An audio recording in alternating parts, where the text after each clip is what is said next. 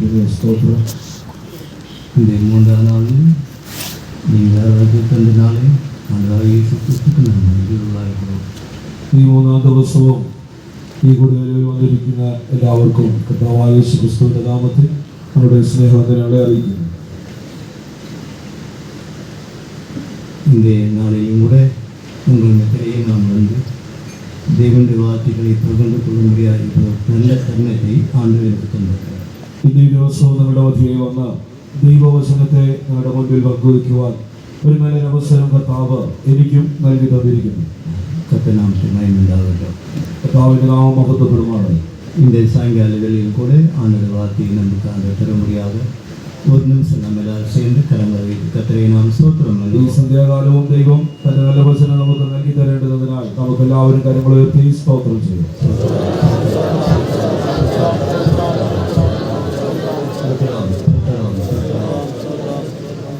നമ്മുടെ പ്രസംഗ വാക്യം ധ്യാനത്തിനായി നമ്മുടെ ധ്യാനത്തിനായി യോഹന്നാന്റെ സുവിശേഷം 4-ാം അധ്യായം യോഹന്നാന്റെ സുവിശേഷം 14-ാം അധ്യായം 1-ാം വചനത്തിൽ നിന്ന് 3-ാം വചനത്തിലേക്ക് വായിക്കുന്നു. 1-ാം വാക്യം തുടങ്ങി 3-ാം വാക്യം വരെ വായിക്കും.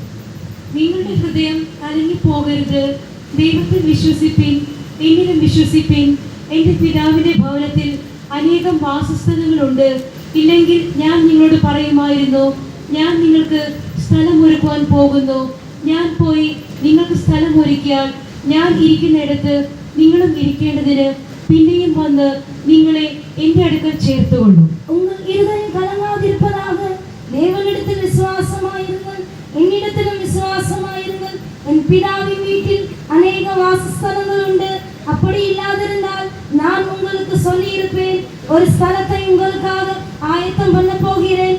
நான் போய் உங்களுக்காக ஸ்தலத்தை ஆயத்தம் பண்ணின பின்பு நான் இருக்கிற இடத்திலே நீங்களும் இருக்கும்படி நான் மறுபடியும் வந்து உங்களை என்னிடத்தில் சேர்த்துக் கொள்வேன். ദൈവത്തിന്റെ നാമം മഹത്വപ്പെടുമാറാകട്ടെ. இந்த வேத வசனத்தின் மூலியமாக அநேக முறைகளை நாம் தேவனுடைய வார்த்தைகளை പല വിശുദ്ധവാന്മാർ മൂലമായി കേട്ടിരിக்கலாம். ഈ തിരുവചനത്തിലൂടെ അനേക പ്രാവശ്യം അനേക വിശുദ്ധന്മാരിലൂടെ ധാരാളമായുള്ള അനുഭവങ്ങൾ വചനങ്ങൾ നാം കേട്ടിട്ടുണ്ട്. ஆனாலும் கூட இன்றைக்கு இந்த வார்த்தை நமக்கு தேவை என்பதை ஆண்டவர் இந்த வேளையிலே നമ്മൾ പകർന്നു കൊടുക്കുകയാണ് இருக்கிறார். എന്നിരുന്നാലും ഇന്ന് ഈ ദിവസം ഈ വചനം നമ്മുടെ മധ്യേ ഏറ്റവും നല്ലതായി തീരുമെന്ന് നല്ലതാണ് എന്നുള്ളതിനാൽ കർത്താവ് ഇന്ന് നമുക്ക് നൽകി തന്നിരിക്കും. ஆண்டவராகிய இயேசு கிறிஸ்து இந்த பூமியில் ஊழியம் செய்த காலத்திலே இது ஒரு நல்ல ஒரு வாக்குத்தத்தமாக உங்கள் இறுதி കലങ്കാതിരിപ്പதாக എന്ന് അവരുടെ വാർത്ത അറിയിച്ചിരിക്കുന്നത്. നമ്മുടെ കർത്താവ് ഈ ഭൂമിയിൽ താൻ ശുശ്രൂഷ ചെയ്ത നാളുകളിൽ ഒരു വാഗ്ദത്തം എന്നതുപോലെ നിങ്ങളുടെ ഹൃദയം കലങ്ങരുത് എന്ന ഒരു വചനമായി നമുക്ക് നൽകിയിരിക്കും. നാം இந்த பூமியிலே எந்த மனுஷனும் எடுத்துக்கொண்டாலும் பல விதங்களில் கலக்க முடியுமாக தான் மனிதர்கள் காணப்படுவோம். ഈ ഭൂമിയിൽ നാം ഏത് മനുഷ്യനെ കണ്ടാലും അവന്റെ ജീവിതം പലതരത്തിലും അവന്റെ ഹൃദയം കലങ്ങിയ ഒരു അനുഭവത്തിലായിരുന്നു. இந்த பூமியில எந்த மனுஷனுக்கும் கலக்கம் இல்லை, வேதனை இல்லை, துக்கம் இல்லை என்று நாம் சொல்லவே முடியாது. ഈ ഭൂമിയിൽ ഒരു മനുഷ്യനും ഹൃദയം കലങ്ങിയിട്ടില്ല, വേദനയില്ല, ദുഃഖമില്ല എന്നൊന്നും തന്നെ പറയുവാൻ കഴിയുന്നതല്ല. கர்த்தநாமத்துக்கு மகிமை உண்டாகட்டும். ദൈവത്തിന്റെ നാമം മഹത്വപ്പെടട്ടെ. கலக்கம் இல்லாமல் இருக்க வேண்டால் ஆண்டவர் வருகைப்பட்டதான சிந்தைகள் எண்ணம் உடையவர்கள் எப்படியாவது ஆண்டவர் வருகையில் போகணும் என்று உள்ளவர்களுக்கு இந்த பூமியிலே கலக்கம் இல்லாதவர்கள் ஜீவிப்பார்கள். കലക്കമുണ്ടാകാതിരിക്കണമെങ്കിൽ കർത്താവിന്റെ വരവിൽ കാണപ്പെടണം, എടുത്തുകൊള്ളപ്പെടണം എന്നുള്ള ആ വലിയ പ്രത്യാശയുള്ളവർക്ക് ഈ വചന നിമിത്തം കലക്കമില്ലാതെ ജീവിക്കാൻ കഴിയും. கர்த்தநாமத்துக்கு மகிமை உண்டாகட்டும். ദൈവനാമം இங்கே நாம் வாசிக்கான இந்த வேத பகுதி உங்கள் இறுதியும் கலங்காதிருப்பதும் சொல்லப்பட்டிருக்கிறது. ഇവിടെ ദൈവവചനത്തിൽ കാണുന്ന നിങ്ങളുടെ ഹൃദയം കലങ്ങി പോകരുത്. கர்த்தநாமத்துக்கு பல இந்த நாட்களே ஏன் நம்முடைய இறுதியும் கலக்க முடியதாய் காணப்படக்கூடியதாக இருக்கிறது. ദൈവനാമപ്പെടട്ടെ. എന്തുകൊണ്ടാണ് നമ്മുടെ ഹൃദയം ഒരു കലങ്ങുന്ന അവസ്ഥയിലെത്തുന്നത്? கலக்கத்தை பற்றி இன்றைக்கு சில வார்த்தைகளை உங்களோடு பகிர்ந்து கொள்ளாமல் நினைக்கிறேன். ഈ കലങ്ങുന്ന അനുഭവങ്ങളെ കുറിച്ചുള്ള ചില ആലോചനകൾ നിങ്ങളോടൊപ്പം പങ്കുവെക്കുവാൻ താല്പര്യപ്പെടുന്നു. எஸ்ராவின் புத்தகம் 9-ாம் அதிகாரம் 6-ாம் வசனத்தை நான் படிக்கும் பொழுது എസ്രായുടെ പുസ്തകം 9-ാം അധ്യായം 6-ാം വാക്യം വായിക്കുമ്പോൾ அங்கே அந்த தேவ மனுஷன் அதாவது உங்களுடைய முகத்துக்கு முன்பாக வெக்கி கலங்குகிறேன் என்று அவன் சொல்லுவதை நான் பார்க்கிறோம். അവിടെ 9-ാം അധ്യായത്തിന്റെ 6-ാം വാക്യത്തിൽ എൻ്റെ ദൈവമേ, ഞാൻ എൻ്റെ മുഖം എൻ്റെ ദൈവമായ നിങ്ങളിലേക്ക് ഉയർത്തുവാൻ ലജ്ജിച്ച് നാണിച്ചിരിക്കുന്നു. ഞങ്ങളുടെ അകൃത്യങ്ങൾ ഞങ്ങളുടെ തലയ്ക്ക് മീതെ പെരുകി കവിഞ്ഞിരിക്കുന്നു. ഞങ്ങളുടെ കുറ്റം ആകാശത്തോളം വളർന്നിരിക്കുന്നു. என் தேவனே, நான் என் முகத்தை என் தேவனாகிய உமக்கு முன்பாக ஏறெடுத்து வெட்டி கலங்குகிறேன். எங்கள் அக்கிரமங்கள் எங்கள் தலைக்கு மேலாக பெருகிற்று, எங்கள் குற்றம் வானப்பரியந்தம் வளர்ந்து போயிற்று. இங்கே எஸ்ரா என்ற இந்த புத்தகத்திலே என் தேவனே, என் முகத்தை என் தேவனாய் உமக்கு முன்பாக ஏறெடுத்து வெட்டி கலங்குகிறேன்னு அவர் சொல்வதை நாம் பார்க்கிறோம். എൻ്റെ ദൈവമേ, എൻ്റെ മുഖം അങ്ങയുടെ മുൻപ് അങ്ങയിലേക്ക് നോക്കുവാൻ ലജ്ജിച്ച് കലങ്ങുന്നു എന്ന് പറയും. அந்த வார்த்தை கீழே எழுதும்போது எங்கள் அக்கிரமங்கள் எங்கள் தலைக்கு மேலாகும், எங்கள் பாவங்கள் வானம் பருகி அவர் சொல்கிறார். തിരുവചനം അവിടെ ശ്രദ്ധിക്കുമ്പോൾ ഞങ്ങളുടെ അതിക്രമം വലുതായും അതിക്രമങ്ങൾ ആകാശത്തോളം എത്തിയിരിക്കുന്നത് കാണും. அப்படியே நாம் தேவனுடைய முகத்தை பார்க்கக்கூடாதபடிக்கு நம்முடைய அக்கிரமங்கள் நம்முடைய பாவங்கள் காணப்படக்கூடியதாய் காணப்படுகிறது. ദൈവമുഖത്തേക്ക് നോക്കുവാൻ കഴിയാത്തതുപോലെ നമ്മുടെ പാപങ്ങൾ വർദ്ധിച്ചിരിക്കുന്നതെന്ന് കാണുവാൻ കഴിയും. அதனால்தான் ஏசாயத்திற்கு புத்தகம் 59 அதிகாரம் 2ஆம் வசனத்தின்படி உங்கள் அக்கிரமங்கள் உங்களுக்கு உங்கள் தேவனுக்கு நடுவாக பிரிவினை உண்டாக்குன்னு நாம் பார்க்கிறோம். ആകയാലാണ് യെശയ്യാവിന്റെ പുസ്തകം 59 അധ്യായത്തിന്റെ 2ആം വാക്യത്തിൽ നമ്മുടെ അക്രമം ദൈവവും നമ്മിൽ തമ്മിൽ ഒരു ഭിന്നത വരുത്തിയിരിക്കുന്നത് കാണും. கர்த்தருக்கு மகிமை உண்டாகட்டும். ദൈവനാമഹത്വപ്പെടും. அப்படியானால் நம்முடைய அக்கிரமங்கள் நம்முடைய பாவங்கள் நிமித்தமாக நம்முடைய தேவாதி தேவனை காண முகத்தை ஏறெடுக்க முடியாத வெட்கி கலங்கக்கூடியவர்களால் நாம் காணப்படுகிறோம். ഇന്ന് നമ്മുടേതായ അനുഭവങ്ങളിൽ നമ്മുടെ കർത്താവിനെ കാണുവാൻ കഴിയാത്തതുപോലെ നാം ലജ്ജിച്ചിരിക്കുന്ന ഒരു അനുഭവത്തിലാണ്. அப்படியானால் நம்முடைய ஜீவிதத்தில் பாவம் இருக்கும் என்றால் தேவனுடைய முகத்தை நாம் பார்க்கவே முடியாது. നമ്മുടെ ജീവിതാനുഭവങ്ങളിൽ പാപാനുഭവങ്ങൾ ഉണ്ടെങ്കിൽ ദൈവമുഖത്തേക്ക് നോക്കുവാൻ നമുക്ക് കഴിയുന്നതല്ല. ஏனென்றால் நம்முடைய தேவன் யாரும் சேரக்கூடாத ஒளியிலே வாசமானக்கூடியதாக இருக்கிறார். എന്നാൽ നമ്മുടെ ദൈവം അവൻ ആർക്കും കാണുവാൻ കഴിയാത്ത പ്രകാശത്തിൽ വസിക്കുന്നവരാണ്. இல்லைனால் கொலீசேத்தின் முகத்திலே இயேசு கிறிஸ்து பிதாவுடைய தர்சரூபமாய் காணப்பட்டார் என்று நாம் பார்க்கிறோம். കൊലോസ്യരുടെ ലേഖനത്തിൽ പിതാവിനൊത്ത രൂപത്തിലായിരുന്നു എന്ന് കാണുവാൻ കഴിയും. அப்படி நாங்கள் பாவம் உள்ளதான மனிதர்கள் தேவனுடைய முகத்தை நோக்கி பார்க்க முடியாத ஒரு சூழ்நிலையில் காணப்படக்கூடியதாக இருக்கிறது. പാപമുള്ള മനുഷ്യൻ ഒരിക്കലും ദൈവത്തെ നോക്കി കാണുവാൻ തന്നെ വീക്ഷിക്കുവാൻ കഴിയാത്ത അനുഭവത്തിലുള്ളവരായി. ஆதியாகம புத்தகம் 3ஆம் அதிகாரம் 8ஆம் வசனம் 9ஆம் வசனத்தை நாம் படிக்கும் பொழுது ഉൽപ്പത്തി പുസ്തകം 3ആം അധ്യായത്തിന്റെ 8ഉം 9ഉം വാക്യങ്ങൾ വായിക്കുന്നു. ஆதாமும் ஏவாளும் தேவனுடைய பிரமாணத்துக்கு விரோதம் செய்த உடனே ஆண்டவருடைய சத்தம் அங்கே கேட்குறாங்க. ஆனால் அவங்க போய் தோட்டத்திலே ஒழித்து கொண்டார்கள் நாம் பார்க்கிறோம்.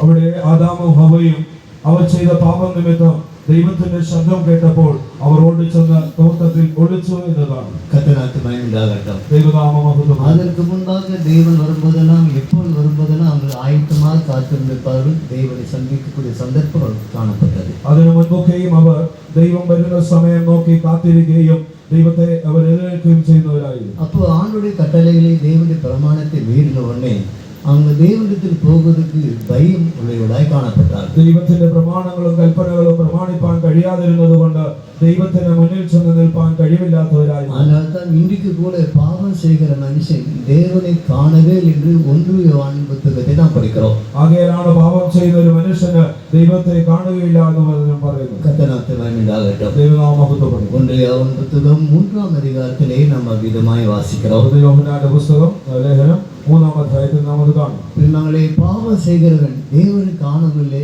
தேவனை அறியாதவனாய் காணப்படுகிறான். പാപം ചെയ്യുന്ന ഒരുവൻ ദൈവത്തെ കാണുകയില്ല, അവൻ ദൈവത്തെ അറിയാത്തവനായിരിക്കും. அவனால் தான் பின்னங்களே தேவனை காண முடியாத காரணம் என்ன? அவனுடைய அக்கிரமங்களை அவனுடைய பாவங்கள் தான் வானவரில் ஏற்றக்கூடியதாய் காணப்படக்கூடியதாக. ദൈവത്തെ കാണുവാൻ കഴിയാത്തതിന്റെ കാരണം അവന്റെ പാപമാണ്. ആ അതിക്രമവും പാപവും അവർ ആകാശത്തോളം വളർന്നിരിക്കുന്നു. அதனால்தான் அவன் வெக்கி கலங்கக்கூடியவனாய் காணப்படுகிறான். ആകയാൽ അവൻ ലജ്ജിച്ച് കലങ്ങി നിൽക്കുന്ന ഒരുവനായി തീരും. இந்த சாயங்காலங்களில் கூடி வந்திருக்கிற நாமும் கூட நமக்குள்ள ஒரு சிறிய பாவங்கள் தவறுகள் இருக்கும் என்றால் நாம் தேவனை காண முடியாத வெக்கி கலங்கக்கூடிய மனுஷராய் நாம் காணப்படுவோம். ഇന്ന് ഈ സന്ധ്യാസമയം ദൈവവചനത്തിന് മുമ്പിൽ നാം ആയിരിക്കുമ്പോൾ നമ്മുടെ ജീവിതത്തിൽ പാപങ്ങൾ ഉണ്ട് എങ്കിൽ ദൈവത്തിന്റെ മുഖം കാണുവാൻ കഴിയാതെ ലജ്ജിച്ചിരിക്കുന്നവർക്ക് തുല്യരായി. அப்படியே நாம் என்ன செய்யப்பட வேண்டும்? അങ്ങനെയാണെങ്കിൽ നാം എന്ത് ചെയ്യണം? நம்முடைய தேவனுக்கு முன்பாக நாம் தேவன் சமூகத்தில் இருக்கிறனாலே நம்முடைய பாவங்களை ஒன்று உணரக்கூடியவர்களாக காணப்பட வேண்டும். ദൈവ സാന്നിധ്യത്തിൽ നാം ഇപ്പോൾ ആയിരിക്കുമ്പോൾ എന്റെ ജീവിതത്തിൽ പാപങ്ങളുണ്ട് എന്ന് നാം അതിനെ ഉണരുവാൻ തക്കമുള്ളവരായിരിക്കണം. சங்கீத புத்தகம் 32 அதிகாரம் 7 வசனத்தை நாம் படிக்கும் பொழுது സങ്കീർത്തനം 32:7 വാക്യം നാം വായിക്കുമ്പോൾ சங்கீதக்காரன் என்ன சொல்றான்? സങ്കീർത്തനക്കാരൻ എന്ന് പറയുന്നു, என் பாவத்தை நான் மறைக்காமல் அவர்கள் அறிவித்து விட்டேன் அவன் சொல்லுவதை நாம் பார்க்கிறோம். എന്റെ പാപം മറയ്ക്കാതെ അറിയിച്ചിരിക്കുന്നു എന്ന് പറയുന്നു. அப்படின்னா நாமும் கூட நம்முடைய பாவங்களை மறைக்காமல் அறிவித்து போனால் பாவத்தை மன்னிக்கக்கூடிய தேவன் இரக்கமுள்ள தேவனாய் நமக்கு இருக்கக்கூடியவராக இருக்கிறார். എന്റെ പാപങ്ങളെ മറയ്ക്കാതെ ദൈവത്തോട് അറിയിച്ചു പോയാൽ ദൈവത്തോട് അറിയിക്കുന്ന പക്ഷം അവൻ നമ്മോട് കരുണയുള്ളവനായി. அப்படின்னா அப்போ அந்த அனுபவம் வரும்பொழுது நமக்கு எந்த விதமான கலக்கங்கள் நம்ம இதயத்தில் கொஞ்சம் கூட இருக்கவே செய்யாது. അങ്ങനെയുള്ള ഒരു ജീവിതമാണ് നാം നയിക്കുന്നതെങ്കിൽ നമ്മുടെ ജീവിതത്തിൽ നമ്മുടെ ഹൃദയത്തിൽ ഒരിക്കലും ഒരു കലക്കം ഉണ്ടാകില്ല. யோபின் புத்தகத்தை நாம் படிக்கும் பொழுது യോബിൻ പുസ്തകത്തിൽ വായിക്കുമ്പോൾ அக்கிரமத்தை உன் கூடாரத்திட்டு அகற்றி அப்பொழுது மாசிலாம் உன் முகத்தை ஈரெடுக்கலாம் என்று சொல்லுவதை நாம் பார்க்கிறோம். അതിക്രമത്തിന്റെ കൂടാരത്തിൽ നിന്ന് അകറ്റിയാൽ നിനക്ക് എന്നെ കാണുവാൻ കഴിയുമെന്ന് കാണും. அந்த நம்முடைய கூடாரம் சொல்லுடைய ஜீவியத்தை அது காட்டக்கூடியதை நாம் பார்க்கிறோம். അവിടെ കൂടാരം എന്ന് പറയപ്പെട്ടിരിക്കുന്നു, അത് നമ്മുടെ ജീവിതത്തിന്റെ അനുഭവത്തെ കാണും. யோபின் புத்தகம் 11 அதிகாரம் 14-15 வசனத்திலே நாம் அப்படி படிக்கிறோம். യോബിന്റെ പുസ്തകം 11 അധ്യായത്തിന്റെ 15 വാക്യം. നിന്റെ കയ്യിൽ ദ്രോഹമുണ്ടെങ്കിൽ അതിനെ അകറ്റുക, നീതികേട് നിന്റെ കൂടാരങ്ങളിൽ പാർപ്പിക്കരുത്. உம்முடைய கையிலே அக்கிரமம் இருந்தால் அதை தூரத்தில் அகற்றி விட்டு அநியாயம் உம்முடைய கூடாரங்களில் வாசமாயிருக்க ஒட்டாதிரும். அப்பொழுது உம்முடைய முகத்தை மாசில்லாமல் ஏறெடுத்து பயப்படாமல் தினம் கொண்டிருப்பீர். பயப்படாமல் தினம் கொண்டிருப்பேன் என்று சொல்லப்படுகிறது. ഭയപ്പെടാതെ ധൈര്യപ്പെട്ടിരിക്കുക. கர்த்தநாமத்தினாய் விடாகட்டும். ദൈവനാമത്തിന് മഹത്വം. அப்படின்னா நம்ம அக்கிரமங்கள் நம்முடைய ஜீவியத்தில் நம்முடைய கூடாரத்தில் காணப்படும் என்றால் നമ്മുടെ കൂടാരങ്ങളിൽ അതിക്രമങ്ങൾ പാപങ്ങൾ ഉണ്ടെങ്കിൽ அது தேவனுடைய முகத்தை மாசில்லாமல் ஏறெடுக்க முடியாது. നമുക്ക് ദൈവമുഖത്തെ തേജസ്സോടെ കാണുവാൻ കഴിയുന്നതല്ല. அப்படி என்றால் அப்போ அந்த எஸ்ரா புத்தகத்தில் சொன்னது போல நாம் வெட்கி கலங்கக்கூடிய மனுஷராகவே காணப்படுவோம். അങ്ങനെ എന്നാൽ എസ്രയുടെ പുസ്തകത്തിൽ പറഞ്ഞതുപോലെ നാം ലജ്ജിച്ച് മടുക്കുന്നവരായി. கர்த்தநாமத்தினாய் விடாகட்டும். ദൈവനാമത്തിൽ. அப்படி என்றால் நம்முடைய அக்கிரமத்தை நம்முடைய கூடாரத்தில் விட்டு அகற்றப்பட வேண்டும். അങ്ങനെ എന്നാൽ അതിക്രമങ്ങൾ നമ്മുടെ കൂടാരത്തിൽ നിന്ന് അകറ്റണം. அப்படி அகற்றி விட்டால் மாசில்லாமல் நாம் நாளின் முகத்தை தரிசிக்கக்கூடியதாக. അങ്ങനെ എന്നാൽ തേജസ്സോടെ തന്റെ മുഖം നമുക്ക് കാണുവാൻ കഴിയും. கர்த்தநாமத்தினாய் விடாகட்டும். ദൈവനാമത്തിന് മഹത്വം. அப்படின்னா இந்த நாளிலும் கூட நம்முடைய ஜீவியத்தில் எங்கெங்கெல்லாம் நம்முடைய பாவங்கள்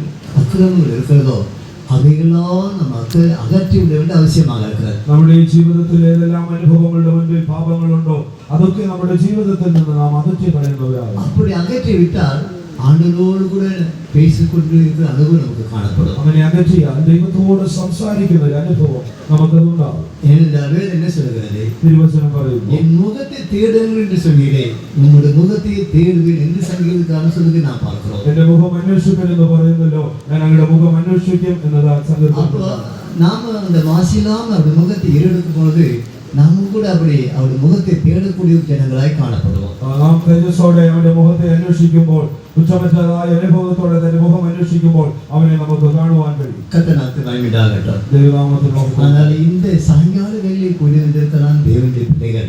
ഇന്ന് ഈ സന്ധ്യാസമയത്ത് കൂടി വന്നിരിക്കുന്ന ദൈവമേ, நம்முடைய அக்கிரமங்கள் பாவங்கள் நமக்குள் இருக்குமானால் நம்முடைய தேவனுக்கு முன்பாக வெக்கி கலங்கக்கூடியவர்களாக நாம் காணப்படுவோம். നമ്മുടെ ജീവിതത്തിൽ പാപങ്ങൾ, കുറവുകൾ, അതിക്രമങ്ങൾ ഉണ്ടെങ്കിൽ ദൈവത്തിന് മുൻപായി നാം ലജ്ജിച്ച് നമ്മളെ തന്നെ സമർപ്പിക്കുന്നവരാണ്. கர்த்தநாமத்தினாய் விடாகட்டும். ദൈവനാമത്തിൽ മഹത്വം. அப்படின்னா நம்முடைய அக்கிரமங்களை பாவங்களை நாம் கண்டு உணர்ந்து அவைகளை அகற்றி விடக்கூடியவர்களாக நாம் காணப்பட வேண்டும். നാം അങ്ങനെ കാണുന്ന പക്ഷം അതിനെയൊക്കെ കണ്ട് അതെന്ത് എന്നുള്ളതിനെ ഉണർന്ന് അതിനെ അകറ്റി കളയാം. ஏனென்றால் பாவத்தை மறைக்கிறவன் வாழ்வாடைய மாட்டான், அதை அறிக்கை செய்து விட்டு விடுகணும், இரக்கம் பெறுவான்னு நாம் படிக்கிறோம். പാപത്തെ മറയ്ക്കുന്നവൻ ജീവിക്കാതെ വണ്ണം അത് ഏറ്റുപറയുന്നവൻ ദൈവത്താൽ ശുഭം പ്രാപിക്കുമെന്നതാണ്. அப்படின்னா இந்த சாயங்கால வேளையை நம்முடைய பாவத்தை நாம் ஆண்டவருடைய சமூகத்தை அறிக்கையிட்டு இருந்தால் பாவத்தை மன்னிக்க கூடாது இரக்கமுள்ள தேவன் இங்கே இருக்குதான் நாம் பார்க்கிறோம். ദൈവത്തോട് നാം നമ്മുടെ പാപങ്ങളെ ഏറ്റുപറഞ്ഞ് ദൈവത്തോട് അപേക്ഷിക്കുന്ന പക്ഷം നമ്മുടെ പാപങ്ങളെ ക്ഷമിക്കുവാൻ തക്കവണ്ണം അവൻ തരുണയുള്ള. நானேயும் பாவங்களை பாராதபடி நினையாதிருப்பேன் என்று அவர் சொல்லுவதை நாம் பார்க்கிறோம்.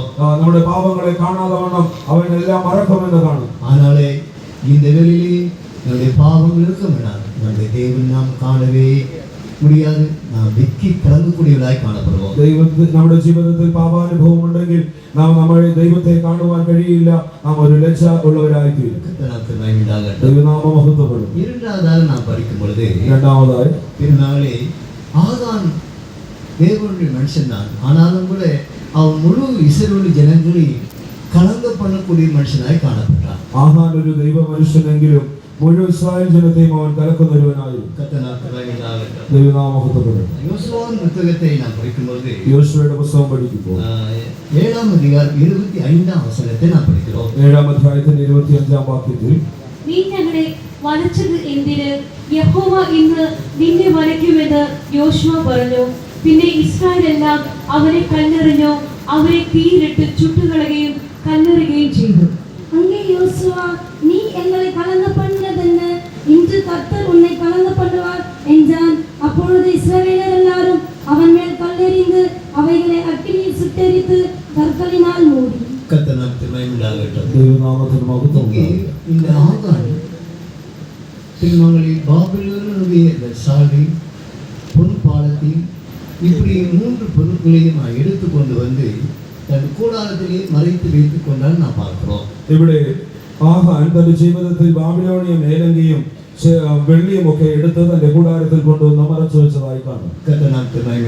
ദൈവനാമത്തിൽ മഹത്വം ഉണ്ടാകും. അപ്പോൾ ഇത് നിമിത്തமாக മുഴു ഇസ്രായേലിനെയും അവൻ കലങ്ക കൊള്ളக்கூடிയവനായി കാണപ്പെട്ടാൻ. ഇത് നിമിത്തം എല്ലാ ഇസ്രായേലിനെയും അവൻ വലച്ചു കളയുന്ന ഒരുവനായിരുന്നു. ദൈവനാമത്തിൽ മഹത്വം. அப்படின்னா இதில் நாம் என்ன விளங்கிக் கொள்கின்றால் முழு இஸ்ராയേலையும் கலங்க கொள்ளக்கூடியதான ஒரு மனிதனாக இந்த மனிதன் காணப்பட்டான். മുഴുവൻ ഇസ്രായേലിനെയും വലച്ചു കളയുന്ന കലക്കുന്ന ഒരുവനായി ഈ മനുഷ്യൻ ആഹാൻ കാണപ്പെട്ടു. ஏன் அந்த 3 பொருட்கள் அவனுடைய ஜீவியத்திலே இச்சி ഉണ്ടാക്കിയதை நாம் பார்க்கிறோம். കാരണം താൻ എടുത്തുകൊണ്ട് വന്നതായ 3 വസ്തുക്കളും തന്റെ ജീവിതത്തിൽ അതൊരു ഇച്ഛാനുസരണം എടുത്തതായിരുന്നു. പുതിയ ഏർപ്പാട് കാലത്തിൽ അൻപിൻ യോഹന്നാൻ എടുത്ത് എന്നെ എഴുതുക എന്താണ്? പുതിയ നിയമത്തിൽ സ്നേഹത്തിന്റെ ദൂതനായ യോഹന്നാനെ കുറിച്ച് പറഞ്ഞിരിക്കുന്നു. 1 യോഹന്നാൻ 2-ാം അധ്യായത്തിൽ നാം പഠിക്കുമ്പോൾ 1 യോഹന്നാൻ 2-ാം അധ്യായം വായിക്കുമ്പോൾ മാംസത്തിൻ ഇച്ഛை കൺകളിൻ ഇച്ഛை ജീവനത്തിൻ പെരുമ എന്ന് അங்கே എഴുതിയിരിക്കുന്നത് നാം பார்க்கிறோம். ജഡമോഹം കൺമോഹം ജീവനത്തിന്റെ പ്രതാപം എന്നവിടെ എഴുതിയിരിക്കുന്നു. அப்படியான இந்த கண்களின் அதாவது மாம்சத்தின் இச்சை ஜீவனத்தின் பெருமை இப்படிப்பட்டதான் பாவங்கள் உடையதாக அவருடைய ജീവിതത്തിൽ அது கொண்டு போய் நாம் பார்க்கிறோம். ജഡമോഹം കൺമോഹം ഒക്കെയും ആഹാൻ തന്റെ ജീവിതത്തിൽ കൊണ്ടുവന്നതായി നമുക്കിവിടെ കാണുവാൻ കഴിയും.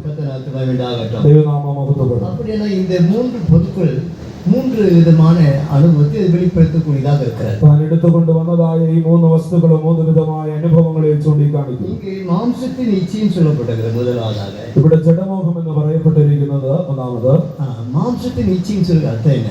ജഡമോഹം എന്നതിന്റെ അർത്ഥം എന്താണ്? கிறிஸ்தவர்கள் தங்கள் மாம்சத்தையும் அது ஆசை இச்சையும் சிலுவையில் அறிந்திருக்கிறான்னு பார்க்கிறோம்.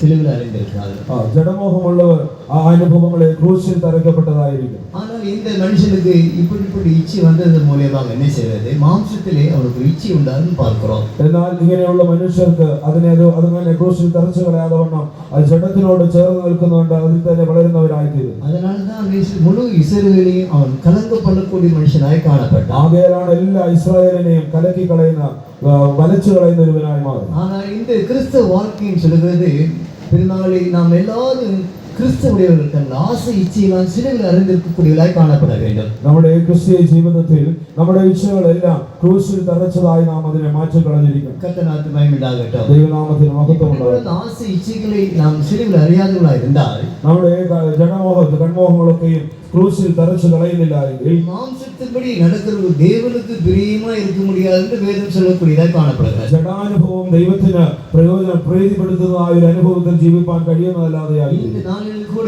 நீங்கள் மாம்சத்தின்படி தேவனுக்கு பிரியப்படுத்தலாம் என்று ஒரு நாளும் கூட முடியாத ஒரு காரியமாய் കാണപ്പെടக்கூடியது. ജഡത്താൽ നമുക്ക് ഒരിക്കലും ദൈവത്തെ പ്രസാദിപ്പാൻ കഴിയുന്നതല്ല എന്ന് നമുക്ക് കാണുവാൻ കഴിയും. കർത്തനാമത്തിന് മഹിമ ഉണ്ടാകട്ടെ. ദൈവനാമത്തിന് മഹത്വം ഉണ്ടാകട്ടെ. എഫേസ്യർ നിരൂപകൻ എഴുതുகிறார். എഫേസ്യർക്ക് എഴുതിയ ലേഖനത്തിൽ എന്ത് പറയുന്നു? മുൻകാലത്തിലെ നമ്മുടെ മാംസത്തെ ഇച്ഛയിன்படி நான் நடந்தது என்று அவர் சொல்கிறார். മുന്നിൽ ഞാൻ ജഡപ്രകാരം ഞാൻ ജീവിച്ചവൻ എന്ന് പറയുന്നു. 2-ാം അധ്യായം 3-ാം വചനത്തിലെ നമ്മൾ പഠിக்கிறோம். നാം 2-ാം അധ്യായത്തിന്റെ 3-ാം വാക്യത്തിൽ കാണുന്നു. അവരുടെ ഇടയിൽ നാം എല്ലാവരും മുമ്പേ നമ്മുടെ ജഡമോഹങ്ങളിൽ നടന്ന് ജഡത്തിനും മനോവികാരങ്ങൾക്കും ഇഷ്ടമായത് ചെയ്തും കൊണ്ട് മറ്റുള്ളവരെ പോലെ പ്രകൃതിയാൽ കോപത്തിന്റെ മക്കളായിരുന്നു. அவர்களுக்குள்ளே நாம் எல்லாரும் முற்காலத்திலே நமது மாம்ச இச்சையின்படியே நடந்து நமது மாம்சமும் மனசும் விரும்பினவைகளை செய்து சுபாவத்தினாலே மற்றவர்களைப் போல கோபாக்கினையின் பிள்ளைகளாய் இருந்தோம். கர்த்தருக்கு மகிமையுண்டாகட்டும். ദൈവനാമത്തിന് മഹത്വം ഉണ്ടാകട്ടെ. அவர்களுக்குள்ளே நாம் எல்லாரும் முற்காலத்திலே நம்முடைய மாம்ச இச்சையின்படியே நடந்து മനസ്സ് മാംസ വിധിമുறைകളിൽ നാം ജീവിക്കും എന്ന് சொல்கிறார். അവിടെ നമ്മുടെ ജഡമോഹങ്ങളിൽ നടന്ന ജഡത്തിന്റെ മനോവികാരങ്ങൾക്കും ഇഷ്ടമുള്ളതുപോലെ ചെയ്തു എന്നതാണ്. இந்த நாட்களில் இப்படிப்பட்டதான ஜீவியம் செய்கிறவர்கள் தேவனுக்கு பிரியமான வாழ்க்கை செய்ய முடியாது. ഇങ്ങനെയുള്ളവർക്ക് ദൈവപ്രസാദ പ്രകാരം ഒരു ജീവിതം നയിക്കുവാൻ കഴിയുന്നില്ല. முற்காலம் என்றால் என்ன? മുൻപ് കാലം എന്ന് പറഞ്ഞാൽ എന്താണ്?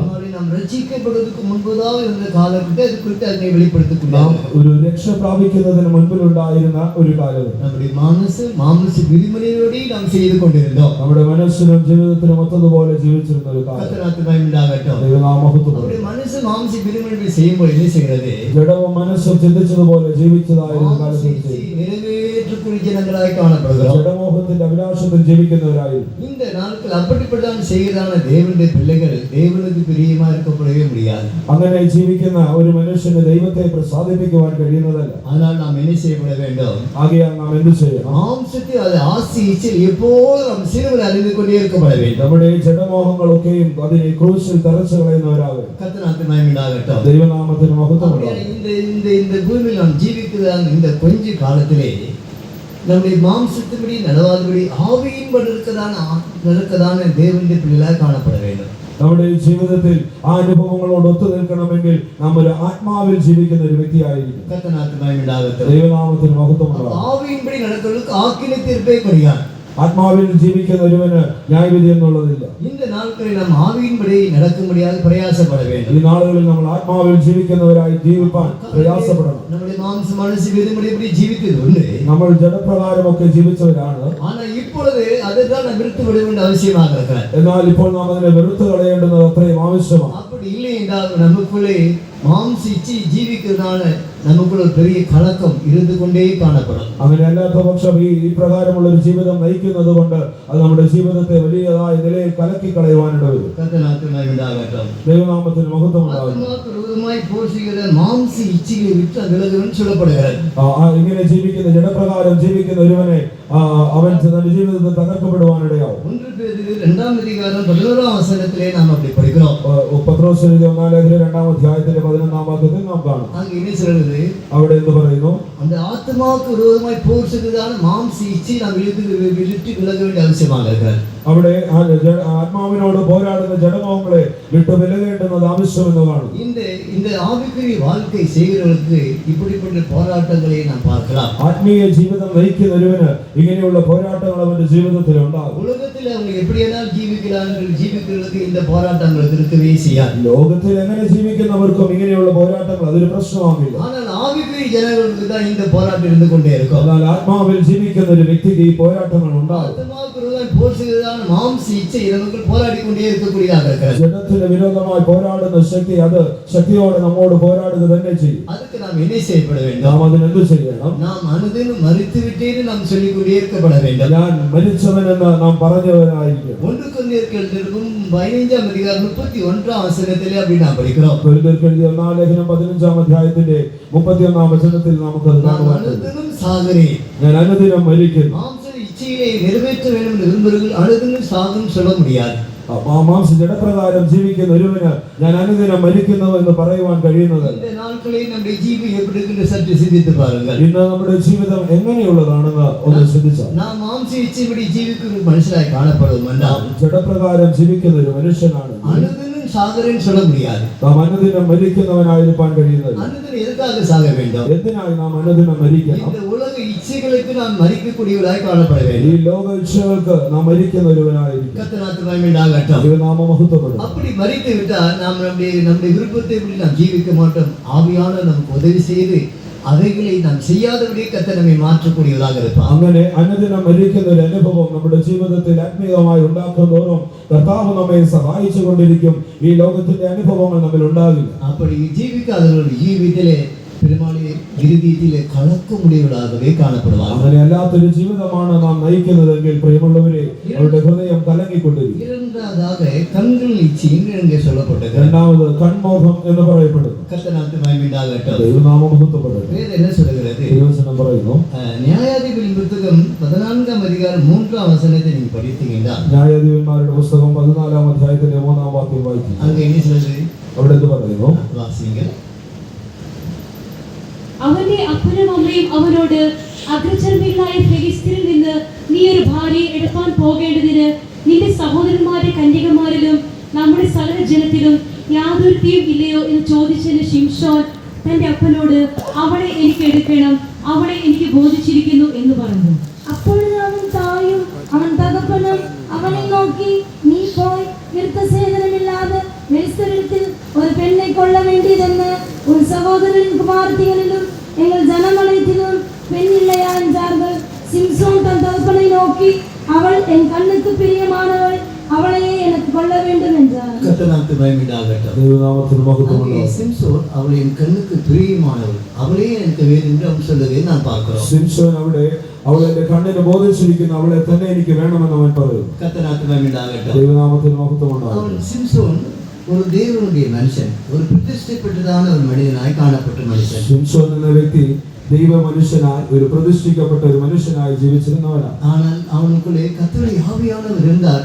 அவனை எங்கே சென்றாலும் கர்த்தருடைய ஆவியானவர் அவனை ஏவ தொடங்கினார். ஒரு மனுஷனாய் காணப்பட்டான். ദൈവത്തിന്റെ ആത്മാവ് തന്നോടുള്ളത് കൊണ്ട് തന്റെ അനുഭവങ്ങളിൽ ദൈവത്തിന്റെ ആത്മാവിനാൽ നടത്തുന്ന ഒരുവനായിരുന്നു. ஆனாலும் கூட எங்கே நாம் என்ன படிக்கிறோம்? എന്നാലും തന്റെ ജീവിതത്തെ കുറിച്ച് എന്ത് കാണുന്നു? அந்த கண்கள் இச்சி நான் சொல்கிறான், அவள் என் கண்ணுக்கு மிகவும் பிரியமானவளாய் காணப்பட்டாள் என்று சொல்கிறான். അവളെ എന്റെ കണ്ണിനെ ബോധിച്ചു എന്ന് അവൻ തന്റെ കണ്ണിന്റെ മോഹത്തെ കുറിച്ച് പറയുന്നു. கர்த்தருக்கு மகிமை உண்டாகட்டும். ദൈവനാമത്തിന് മഹത്വമുണ്ട്. வேதம் என்ன சொல்கிறது? തിരുവചനം എന്ത് പറയുന്നു? பெருமாளை ஒரு ஸ்திரீ இச்சையோடு பார்த்து விட்டாலே அவளோடு கூட விபசாரம் செய்தார் என்று வேதம் சொல்லக்கூடியதாய் காணப்படுகிறது. ഒരു സ്ത്രീയെ ഇച്ഛയോട് കാണുന്നത് പോലും വ്യഭിചാരത്തിന് തുല്യമാണെന്ന് തിരുവചനം പറയുന്നത്. கர்த்தருக்கு மகிமை உண்டாகட்டும். ദൈവനാമ മഹത്വപ്പെടുന്നു. நம்முடைய கண்களுக்கு நாம் என்ன செய்யப்பட வேண்டும்? അങ്ങനെയാണെങ്കിൽ നമ്മുടെ കണ്ണുകളെ നാം എന്ത് ചെയ്യണം? நாங்களே ஒரு பிரதிஷ்டையான ஒரு ஜீவியத்தை அது வெளிப்படுத்தக்கூடியதாய் காணப்படக்கூடியதாக இருக்கிறது. അത് നമ്മുടെ കണ്ണ് ഒരു പ്രതിഷ്ഠിക്കപ്പെട്ട ഒരു ജീവിതത്തെ വെളിപ്പെടുത്തുന്നതായി കാണും. ஆனால் நாம என்ன செய்யலாம்? அவள் என் கண்ணுக்கு பிரியமானவளாய் இருந்தான்னு சொல்லுகிறான். എന്നാൽ ഇവിടെ സിംസോനെ കുറിച്ച് പറയുമ്പോൾ എന്റെ കണ്ണിനെ ബോധിച്ചത്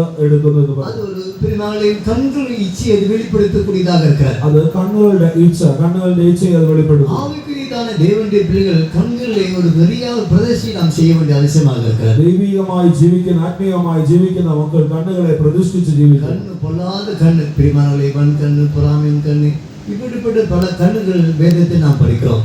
തിരുവചനത്തിൽ കണ്ണുകളെ കുറിച്ച് വിവിധമായി നമുക്ക് കാണുവാൻ കഴിയുന്നുണ്ട്. ஆனாலும் கூட வேதம் என்ன சொல்கிறது? എന്നാൽ തിരുവചനം എന്ത് പറയുന്നു? கண்களோடு நம்ம ஒரு உடன்படிக்கை பண்ணக்கூடியவர்களாக இருக்கிற யோபு புத்தகத்தை நாம் படிக்கிறோம். യോബിന്റെ പുസ്തകത്തിൽ പറയുന്നു, കണ്ണുകളോട് നാം ഒരു നിയമം ചെയ്യുന്നവരാകണം. 31 அதிகாரம் யோபின் புத்தகம் 31 அதிகாரம் 1 வசனத்திலே നമ്മൾ പഠിக்கிறோம். 31 യോബിന്റെ പുസ്തകം 31ന്റെ 1 വാക്യത്തിൽ നാം അത് കാണുന്നു. ഞാൻ എന്റെ കണ്ണുമായി ഒരു നിയമം ചെയ്തു, പിന്നെ ഞാൻ ഒരു കന്യകയെ നോക്കുന്നത് എങ്ങനെ? என் கண்களோடு உடன்படிக்கை பண்ணின நான் ஒரு கன்னிகையின் மேல் நிலைப்பாயிருப்பது எப்படி? கண்களோடு உடன்படிக்கை பண்ணினான். ഞാനൊരു കണ്ണുമായി നിയമം ചെയ്തിരിക്കുന്നു. அவளோடு எப்படி நினைப்பது என்று சொல்லவே நாம் பார்க்கிறோம். അപ്പോൾ ഞാൻ എങ്ങനെ ഒരു കന്യകയെ നോക്കുമെന്ന് കാണും. இன்றைக்கு ஆவிக்குரிய வாழ்க்கையை செய்யக்கூடிய தேவனுடைய பிள்ளைகள் நமக்கு கூட கண்களோடு உடன்படிக்கை பண்ணியிருக்கும் நாம் விலகிக் கொள்ள வேண்டும். ഒരു ക്രിസ്തീയ ജീവിതം, ഒരു ആത്മീയ ജീവിതം നയിക്കുന്ന ഒരു വ്യക്തി അവൻ തന്റെ കണ്ണിനോട് ഒരു നിയമം ചെയ്തിരിക്കുന്നു. கர்த்தருக்கு மகிமை உண்டாகட்டும். ദൈവനാമം മഹത്വപ്പെടും. அந்த சிம்சோன் நல்ல மனுஷன் கண்களோடு சரியா உடன்படிக்கை பண்ணாதனால்தான் அவர் என்ன அவளை என் கண்ணுக்கு பிரியமானவளாக இருந்தாலும் அவன் சொல்கிறான். സിംസോൻ ഒരു ദൈവ മനുഷ്യനാണ്, പക്ഷേ തന്റെ കണ്ണുമായി ഒരു ഉടമ്പടി ഇല്ലാത്തത് കൊണ്ട് ദൈവത്തിന് പ്രിയമല്ലാത്തവനായി തീർന്നു. கர்த்தருக்கு மகிமை உண்டாகட்டும். ദൈവനാമം മഹത്വപ്പെടും. பிரசங்கி புத்தகத்தில் கூட நான் படிக்கப்படும் பொழுது സഭാപ്രസംഗിയുടെ പുസ്തകത്തിലും കടന്നു വരുമ്പോൾ அங்கே என்ன படிக்கிறோம்? അവിടെ വായിക്കുവാൻ കഴിയും. 2 அதிகாரம் 10 வசனத்தில் என் கண்கள் இச்சையை ஒன்று நான் விட்டதே இல்லை என்று படிக்கிறோம். അവിടെ 2 അധ്യായത്തിന്റെ 10 വാക്യം. എന്റെ കണ്ണ് ആഗ്രഹിച്ചതൊന്നും ഞാൻ അതിന് നിഷേധിച്ചില്ല. എന്റെ ഹൃദയത്തിന് ഒരു സന്തോഷവും വിലക്കിയില്ല. എന്റെ സകല പ്രയത്നവും നിമിത്തം എന്റെ ഹൃദയം സന്തോഷിച്ചു. എന്റെ സകല പ്രയത്നത്തിലും എനിക്കുണ്ടായ അനുഭവം ഇത് തന്നെ. என் கண்கள் இச்சித்தவைகளில் ஒன்றையும் நான் அவைகளுக்கு தடை பண்ணவில்லை.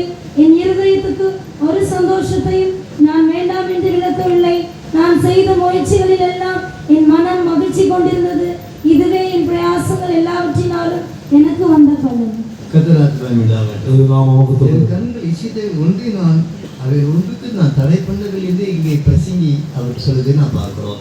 സഭാപ്രശ്നയുടെ പുസ്തകത്തിൽ കാണുന്നു, എന്റെ കണ്ണ് ആഗ്രഹിച്ചതിനെ ഒന്നും ഞാൻ അതിനെ നിഷേധിച്ചില്ല. மனிதனுக்கு அப்படியெல்லாம் நம்முடைய கண்களை அப்படி பறக்க விடக்கூடாது. നമ്മുടെ കണ്ണിനെ ഒരിക്കലും അങ്ങനെ ആ ഒരു അനുഭവത്തോട്, നിഷേധിക്കാത്തൊരു അനുഭവത്തോട് ചേർത്ത് നിർത്തരുത്. இந்த பரிசுத்தமான வாழ்க்கையை நாம் செய்ய முடியாது. അങ്ങനെയാണ് ആകുന്ന പക്ഷം ഒരു വിശുദ്ധ ജീവിതം നയിക്കുവാൻ നമുക്ക് കഴിയുന്നത്. பரிசுத்த ஜீவியை நாம் செய்யப்பட வேண்டும். ഒരു വിശുദ്ധ ജീവിതം ചെയ്യണമെങ്കിൽ നമ്മുടെ കണ്ണുകളോട് ഒരു ഉടമ്പടിക്ക് പണി നാം ജീവിക്കപ്പെட வேண்டும். നമ്മുടെ കണ്ണുകളോട് നാം ഒരു നിയമം ചെയ്ത് ജീവിക്കുന്നവരാണ്. നാമം മഹത്വപ്പെടും. அப்ப நம்முடைய கண்களை அப்படி உடன்படிக்கை பண்ணி நாம் ஜீவித்தா என்ன சம்பவிக்கும்? നമ്മുടെ കണ്ണുകൾ ഇങ്ങനെ ഒരു നിയമം ചെയ്ത് ജീവിച്ചാൽ നമ്മൾ എന്ത് സംഭവിക്കും? நம்ம கண்கள் வானத்தில் பூமி ഉണ്ടാക്കിன കർത്തൃത്തിൽ നമുക്ക് ഒത്താശ വരുന്ന നോക്കി പാട്ടുകൊണ്ടേ ഇരുப்போம். നമ്മുടെ ആകാശത്തെയും ഭൂമിയും ഉണ്ടാക്കിയ ദൈവത്തിൽ നിന്ന് വരുന്ന സഹായത്തിലേക്ക് തന്നെ നമുക്ക് കണ്ണുകൾ എടുക്കുവാൻ കഴിയും. നമ്മുടെ കണ്ണുകൾ അങ്ങേதான் ஏறெடுக்க வேண்டும். നമ്മുടെ കണ്ണുകൾ അവിടെയാണ് ഉയർത്തേണ്ടത്. കർത്തനാഥ മഹിമയുണ്ടാകട്ടെ. മാംസികமான കണ്ണ് നമുക്ക് இருக்கக்கூடாது. ജഡത്തിൻ്റെതായ ഒരു കണ്ണുകൾ നമുക്ക് ഉണ്ടാകരുത്. ஆனால் கண்கள் இச்சை பிறகு அந்த சிம்சோனுடைய ஜீவித்தை அழித்து விட்டதாக நாம் பார்க்கிறோம். കണ്ണിൻ്റെതായ ആഗ്രഹമാണ് തന്റെ ജീവിതത്തിന് ആ ഒരു ജീവിത നാശത്തിന് കാരണം. നമ്മുടെ ആണ്ടവരെ വിട്ട് നാം പഠിക്കുമ്പോൾ തീമി பார்க்காத നമ്മുടെ ദൈവം ശുദ്ധ കണ്ണാக இருக்கிறார் എന്ന് നാം പഠിக்கிறோம். നമ്മുടെ യേശുവിനെ കുറിച്ച് പറയുന്നവൻ തിന്മ കാണാത്ത ശുദ്ധമായ കണ്ണുള്ളവൻ എന്ന് കാണും. கர்த்தருக்கு மகிமையுண்டாகட்டும். ദൈവനാമം മഹത്വപ്പെടും. அப்படியே நாம் இந்த பூமியில் இருக்கிறாங்க இந்த காலத்திலே ஒரு நல்ல ஒரு உடன்படிக்கை பண்ணி நல்ல ஜீவியத்தை செய்யக்கூடியவர்கள் கண்கள் இச்சைக்கும் இடங்களுக்கே செய்யக்கூடாது. അങ്ങനെയെന്നാൽ നമ്മുടെ ജീവിതത്തിൽ ഭൂമിയിൽ ജീവിക്കുന്ന നാളുകളോളം ഈ കണ്ണുമായ ഒരു നിയമം ചെയ്ത് ലോക അനുഭവങ്ങളെ വെറുത്ത് ജീവിക്കുന്നവരാണ്. அப்படியே அந்த கண்களை நாம் என்ன செய்யப்பட வேண்டும்? നമ്മുടെ കണ്ണുകളെ നാം എന്ത് ചെയ്യണം?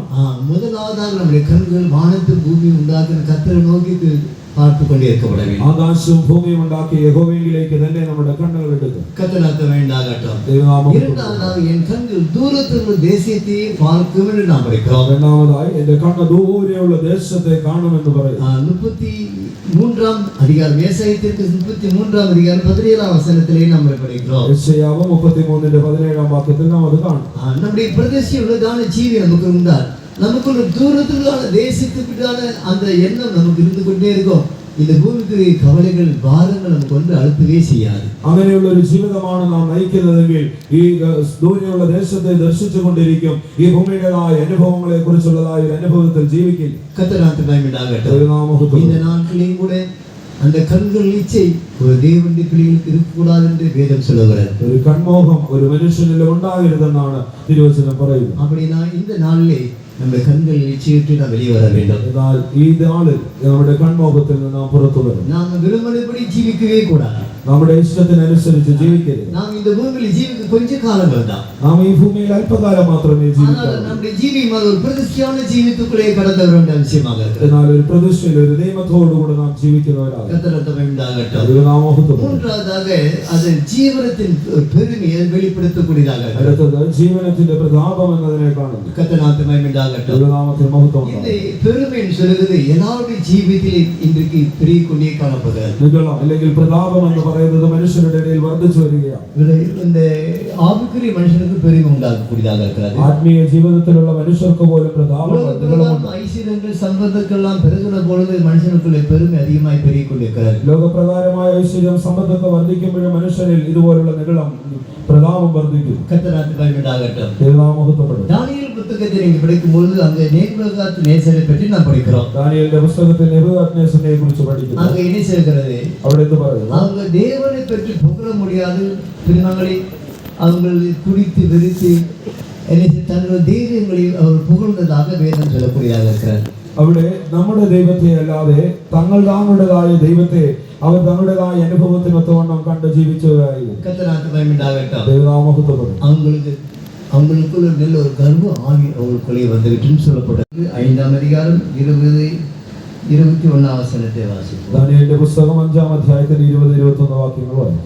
എന്നാൽ അവന്റെ ഹൃദയം ഗർവിച്ചു, അവന്റെ മനസ്സ് അഹങ്കാരത്താൽ കഠിനമായി പോയ ശേഷം അവൻ രാജാസനത്തിൽ നിന്ന് നീങ്ങിപ്പോയി. അവർ അവന്റെ മഹത്വം അവനിൽ നിന്ന് എടുത്തു കളഞ്ഞു. അങ്ങനെ അവൻ മനുഷ്യരുടെ ഇടയിൽ നിന്ന് നീങ്ങി അവന്റെ ഹൃദയം മൃഗപ്രായമായി തീർന്നു. അവന്റെ പാർപ്പ് കാട്ടുകഴുതനോടുകൂടെ ആയിരുന്നു. അവനെ കാളയെ പോലെ പുല്ല് തീറ്റി. മനുഷ്യന്റെ രാജ്യത്വത്തിന്മേൽ അത്യുന്നതനായ ദൈവം വാഴുകയും തനിക്ക് ബോധിച്ചവനെ അതിന് നിയമിക്കുകയും ചെയ്യുന്നു എന്ന് അവൻ അറിഞ്ഞതുവരെ അവന്റെ ദേഹം ആകാശത്തിലെ മഞ്ഞുകൊണ്ട് നനഞ്ഞു.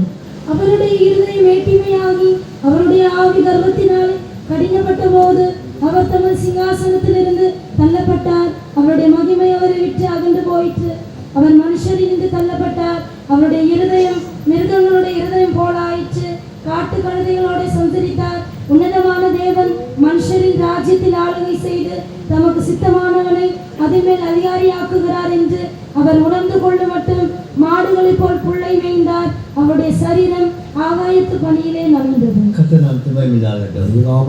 அவருடைய இறுதி மேட்டிமையாக அவருடைய ஆவி கர்வம் கொண்டதாக நாங்கள் படிக்கிறோம். അവന്റെ ഹൃദയം ഗർവിച്ച് അതിനെ നമുക്കവിടെ കാണുന്നു. கர்த்தனால் துணைமில்லாகட்டும். இந்த ஜீவி எதை காட்டுகிறது? ഈ ജീവിതത്തിൽ പെരുമി അത് വെളിപ്പെടുത്തக்கூடிയதாக இருக்கிறது. ഇങ്ങനെയുള്ള ജീവിതമാണ് ജീവനത്തിന്റെ പ്രതാപം എന്ന് പറയുന്നത്. அவன் அந்த அனுபவ காரணனை தேவனை மகிமைப்படுத்துவதற்கு பதிலாக இருதயத்திலே ஒரு நல்ல கர்வம் ஆவியானுக்குள்ளே காணப்பட்டார். അവൻ ദൈവത്തെ മഹത്വപ്പെടുത്താതെ അവന്റെ ഹൃദയത്തിൽ ഉണ്ടായിരുന്ന ഒരു ഗർവം നിഗള നിമിത്തം അങ്ങനെയുള്ള ഒരു ആത്മാവിൽ ജീവിച്ചതുകൊണ്ടാണ്.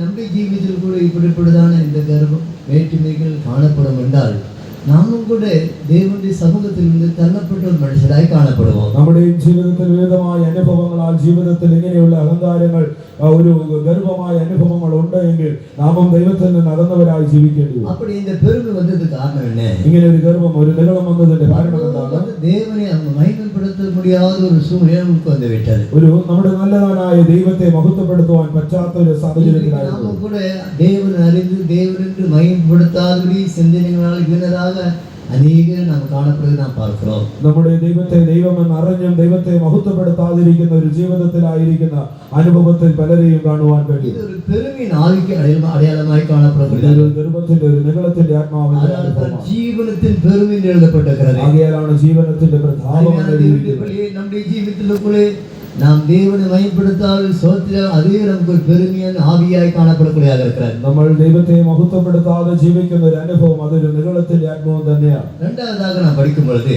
രണ്ടാമതായി പഠിക്കുന്നു அவங்க தங்களுக்கு இருந்த மேய்ச்சியினால் திருப்தியானார்கள். அதனால் அவங்க இறுதியில் மேய்ச்சியாயிட்டு அதனால் தேவனை அங்கு மறந்து போயிட்டான்னு சொல்லப்படுகிறாரு. അവരുടെ മനസ്സ് അഹങ്കാരത്താൽ കഠിനമായി അതുകൊണ്ട് ദൈവസ്ഥലത്തിൽ അവൻ അകന്നുപോയി. ஓசியார் புத்தகம் 13ஆம் அதிகாரம் 6ஆம் வசனத்திலே அப்படி நாம் படிக்கிறோம். ഹോശേയയുടെ പുസ്തകം 13ആം അധ്യായത്തിന്റെ 6ആം വാക്യത്തിൽ കാണാം. അവർക്ക് മേച്ചിൽ ഉള്ളതുപോലെ അവർ മേഞ്ഞ് തൃപ്തരായപ്പോൾ അവരുടെ ഹൃദയം ഉയർന്നു. അതുകൊണ്ട് അവർ എന്നെ മറന്നു കളഞ്ഞു. தங்களுக்கு இருந்த மேய்ச்சலினால் திருப்தியான பின்பு அவர்கள் இருதயம் மேட்டிமையாயிற்று. அதனால் என்னை மறந்தார்கள். அவங்களுடைய இருதயம் மேட்டிமையாயிற்று. அதனால தேவனை மறந்து விட்டான்னு சொல்லப்படுகிறது. അവരുടെ ഹൃദയം ഉയർന്നതുകൊണ്ട് അവരെന്നെ മറന്നു. கர்த்தருக்கு மகிமையுண்டாகட்டும். ദൈവനാമമഹത്വപ്പെടട്ടെ. നമുക്ക് கூட நல்ல ஐஸ்வர்ய காரியங்கள் எல்லாம் கொடுத்த உடனே നമുക്കുള്ള திருப்தியான ஒரு ஜீவி வந்தபோது தேவனை மறக்கக்கூடிய ஜனங்களாய் കാണപ്പെടുகிறோம். കർത്താവ് നമുക്ക് വലിയ വിധമായ ഉയർച്ചകളോ നന്മകളോ ഒക്കെ നൽകി തരുമ്പോൾ നമ്മുടെ ഹൃദയം ഉയർന്നിട്ട് ദൈവത്തെ മറന്നു കളയുന്നവരായി തീരാം. தேவனுடைய பிள்ளைகளே, ஒரு நாள் நம்முடைய இரட்சகரான தேவனை நாம் மறக்கவே கூடாது. ദൈവജനമേ, ഒരിക്കലും നമ്മുടെ കർത്താവായ ദൈവത്തെ നാം മറന്നു കളയുകയും ചെയ്യരുത്.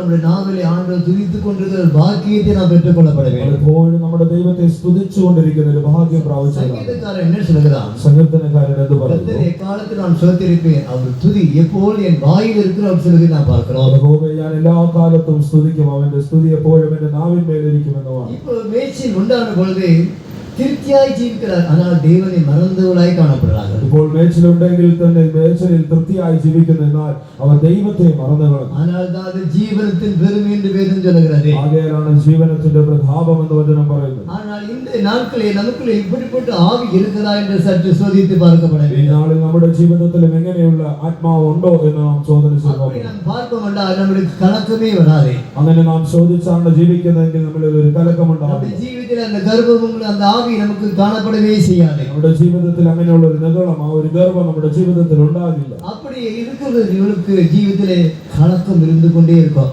അങ്ങനെ അല്ലാത്ത പക്ഷം അവരുടെ ജീവിതത്തിൽ ഒരു കലക്കം ഉണ്ടായിക്കൊണ്ടിരിക്കുകയും இஸ்ரவேல் ஜனங்களை அந்த ஆகான் கலங்க பண்ணினது போல മുഴുവൻ ഇസ്രായേൽ ജനത്തെയും ആ ആകാൻ വലയ്ക്കുമാറാക്കിയതുപോലെ നമ്മുടെ ജീവനാണ് ഗർഭത്തിൽ ഇരിക്കുമ്പോഴുള്ളത് നാമും കൂടെ കലക്കമുടിയവர்களாகவே കാണപ്പെടുவோம். നമ്മുടെ ജീവിതത്തിലും ഇങ്ങനെയുള്ള ഗർഭത്താൽ നാമും കലക്കപ്പെട്ടവരായി തീരും. இஸ்ரவேல் ஜனங்கள் எண்ண முடியாத நாட்களாக தேவனை மறந்துதான் ஜனங்கள் என்று இறைமை தீர்க்கதரிசி நாம் பார்க்கிறோம். യിരെമ്യാവിന്റെ പുസ്തകത്തിൽ ഇസ്രായേൽ ജനത്തെ കുറിച്ച് പറയുന്നു, അവർ ദൈവത്തെ മറന്നു കളഞ്ഞവരായി ജീവിച്ചവർ. നമ്മുടെ ദൈവം മറക്കவே കൂടാതെ നാം ദൈവത്തെ ഒരിക്കലും മറന്നു കളയരുത്. தேவனை மகிமைப்படுத்திக் கொண்டே இருக்கப்பட வேண்டும். നമ്മൾ എന്നും ദൈവത്തെ സ്തുതിച്ച് തന്നെ മഹത്വപ്പെടുത്തിക്കൊണ്ടേ எந்த மேட்டுமைகள் நமக்கு வரவே கூடாது. ഒരു ഗർഭമോ നിഗളമോ ഉയർച്ചയോ നമ്മുടെ ജീവിതത്തിൽ വരരുത്. அப்படி இருந்தால் பிரிவால் நமக்குள் எந்த கலக்கமும் காணப்படாது. അങ്ങനെയാണ് എങ്കിൽ നമ്മുടെ ജീവിതത്തിൽ ഒരു കലങ്ങാത്ത ഒരു ജീവിതം നയിക്കുവാൻ കഴിയും. கர்த்தருக்கு மகிமை உண்டாகட்டும். നാം മഹത്വപ്പെടും. அடுத்து நாம் படிக்கும்போது பெருமாள் வியாதிகள் നമുക്കുள் வரும்போது നമുക്കുள் கலக்கம் உண்டாக நாம் பார்க்கிறோம். രോഗാനുഭവങ്ങൾ നമ്മളിൽ ഉണ്ടാകുമ്പോൾ ഒരു കലക്കം ഉണ്ടാകുന്നു. 2 ராஜாக்கள் புத்தகத்திலே நாம் படிக்கும்போது രാജാക്കന്മാരുടെ 2-ാം പുസ്തകത്തിൽ നാം വായിക്കുന്നു. 20-ஆம் அதிகாரத்திலே படிக்கும்போது பெருமாளை அவன் இருதயத்தை அப்படி கலங்கி வியாதிப்பட்டപ്പോൾ அவன் கலங்கினதாக நாம் பார்க்கிறோம். അവിടെ 20-ാം അധ്യായത്തിൽ രോഗത്താൽ കലങ്ങിപ്പോയ ഒരു അനുഭവത്തെ കാണാം. கர்த்தருக்கு மகிமை உண்டாகட்டும். ദൈവനാമം இந்த தேசத்திலே நம்முடைய தேசத்திலே வியாதிகள் பெருகிக் கொண்டே இருக்கக்கூடியதை நாம் பார்க்கிறோம். ഇന്ന് നമ്മുടെ ദേശം, നമ്മുടെ ദേശത്തൊക്കെയും രോഗങ്ങൾ വർദ്ധിക്കുന്നത് നമുക്ക് കാണാം. வியாதிக்கு தீர்வே காண முடியாமல் ஒரு சம்பவம் இப்போ நடந்து கொண்டிருக்கிறது. രോഗത്തിനൊരു അന്തമില്ലാത്ത അവസാനമില്ലാത്ത ഒരു അവസ്ഥ വന്നുകൊണ്ടിരിക്കുന്നു. கேன்சர் வியாதி வருகிறது என்று வைத்துக் கொள்ளுங்கள். ஒரு 3 மாதம் தான் டாக்டர்கள் டைம் கொடுக்கிறார்கள். ഒരു മനുഷ്യന് ക്യാൻസർ രോഗം വരുന്നു എന്നിരിക്കട്ടെ, ആ മനുഷ്യന് ഒരു 3 മാസം വരെയാണ് ഒരു കാലാവധി വെക്കുന്നത്. இங்கே எசேக்கியா ராஜா வியாதிப்பட்ட பொழுது பின்வாங்களே அவன் என்ன செய்தான்? தேவ சமூகத்திலே அவன் முறையிட்டு அழுகிறதை நாம் பார்க்கிறோம். ഇവിടെ ഹിസ്കിയ രാജാവ് രോഗാവസ്ഥയിലായിരുന്നപ്പോൾ അവൻ ദൈവത്തെ നോക്കി നിലവിളിക്കുന്നതായി കാണാം. சாதாரண வியாதி, காய்ச்சல், பலவீனம் வந்துவிட்டு அப்படியே அழுகையும் கூக்குரல் இருக்கவே செய்யாது. സാധാരണമായ ഒരു രോഗമൊക്കെ വരുമ്പോൾ ഇങ്ങനെയുള്ളൊരു കരച്ചിലോ നിലവിളി ഉണ്ടാകാറുണ്ട്. மரணத்துக்கு ஏதுவான வியாதி வரும்பொழுது ஒரு கலக்கு எல்லாருக்குள்ளே எப்பேற்பட்ட விசுவாசிகள் இருந்தால் கலக்க முடியவர்களாக காணக்கூடியதாக இருக்கிறோம். എന്നാൽ മരണഹേതുവായ ഒരു രോഗമാണ് വരുന്നതെങ്കിൽ അവൻ വളരെയധികമായി കലക്കമുള്ളവനായി. ஏசாயா தீர்க்கதரிசி புத்தகம் 38-ஆம் அதிகாரம் 14-ஆம் வசனத்தை நீ படிக்கும்போது அந்த எசேக்கியா ராஜா 3 வித பறவைகள் போல அவன் கூவி தேவ சமூகத்தில் முறையிட்டதை நாம் பார்க்கிறோம். യേശയ്യാവിന്റെ പുസ്തകത്തിൽ നോക്കുമ്പോൾ തന്റെ ജീവിതത്തിൽ താൻ 3 പക്ഷികൾക്ക് തുല്യമായി ദൈവത്തെ നോക്കി നിലവിളിച്ചതായി കാണുന്നു. கர்த்தருக்கு மகிமை உண்டாகட்டும். ദൈവനാമം മഹത്വപ്പെടട്ടെ. വാസികൾ നീവർ പക്ഷിയോ കൊക്കോ എന്ന പോലെ ഞാൻ ചിലച്ചു, ഞാൻ പ്രാവ് പോലെ കുറുകി, എന്റെ കണ്ണ് ഉയരത്തിലേക്ക് നോക്കി ക്ഷീണിച്ചിരിക്കുന്നു. യഹോവേ, ഞാൻ ഞെരുങ്ങിയിരിക്കുന്നു, നീ എനിക്ക് ഇടനിർത്തേണമേ. നമ്മെ പോലും തലയിലാൻ കുരുവി പോലും കുരുവിനെ ഒരാൾ പോലെ പുടമിനെ என்று அங்கே சொல்லுகிறதை நாம் பார்க்கிறோம். നീവൽ പക്ഷിയോ കൊക്കോ എന്നതുപോലെ ഞാൻ ചിലച്ചു, ഞാൻ പ്രാവ് പോലെ കുറുകി എന്നവിടെ കാണും. வியாதிப்பட்ட உடனே தேவனுடைய மனுஷன் இப்படி ஒரு புலம்பலை കണ്ണീരിനെ നാം പാർക്കുന്നുണ്ട്. രോഗാവസ്ഥയിലിരിക്കുന്ന ഒരു മനുഷ്യൻ ഇങ്ങനെ തന്നെ താനെ വിലപിച്ചുകൊണ്ട് ദൈവത്തേക്ക് നോക്കുന്നത് കാണുവാൻ ജീവിതത്തെ பெரிய கலக்கத்துக்குள்ளாக கொண்டு போகுது நாம் பார்க்கிறோம். ഇത് ആ മനുഷ്യന്റെ ജീവിതം അത്രത്തോളം കലക്കത്തിലെത്തി എന്നുള്ളതിലേക്കാണ്. ഇன்றைக்கு கூட வியாதிகள் வரும்பொழுது நம்முடைய ஜனங்கள் கூட அப்படி ஒரு கலக்க முடிவுகளாய் காணப்படுகிறா இருக்கிறோம். ഇന്ന് നമ്മുടെ മനുഷ്യരുടെ ഇടയിൽ വരുന്ന രോഗനിമിത്തം ഇതുപോലുള്ള കലക്കമുള്ളവരാണ് അനേകർ. கர்த்தருக்கு மகிமை உண்டாகட்டும். ஆனால் இந்த எசேக்கியா ராஜா என்ன செய்தார்? എന്നാൽ ഹിസ്കിയ രാജാവ് ഇത് ചെയ്തു.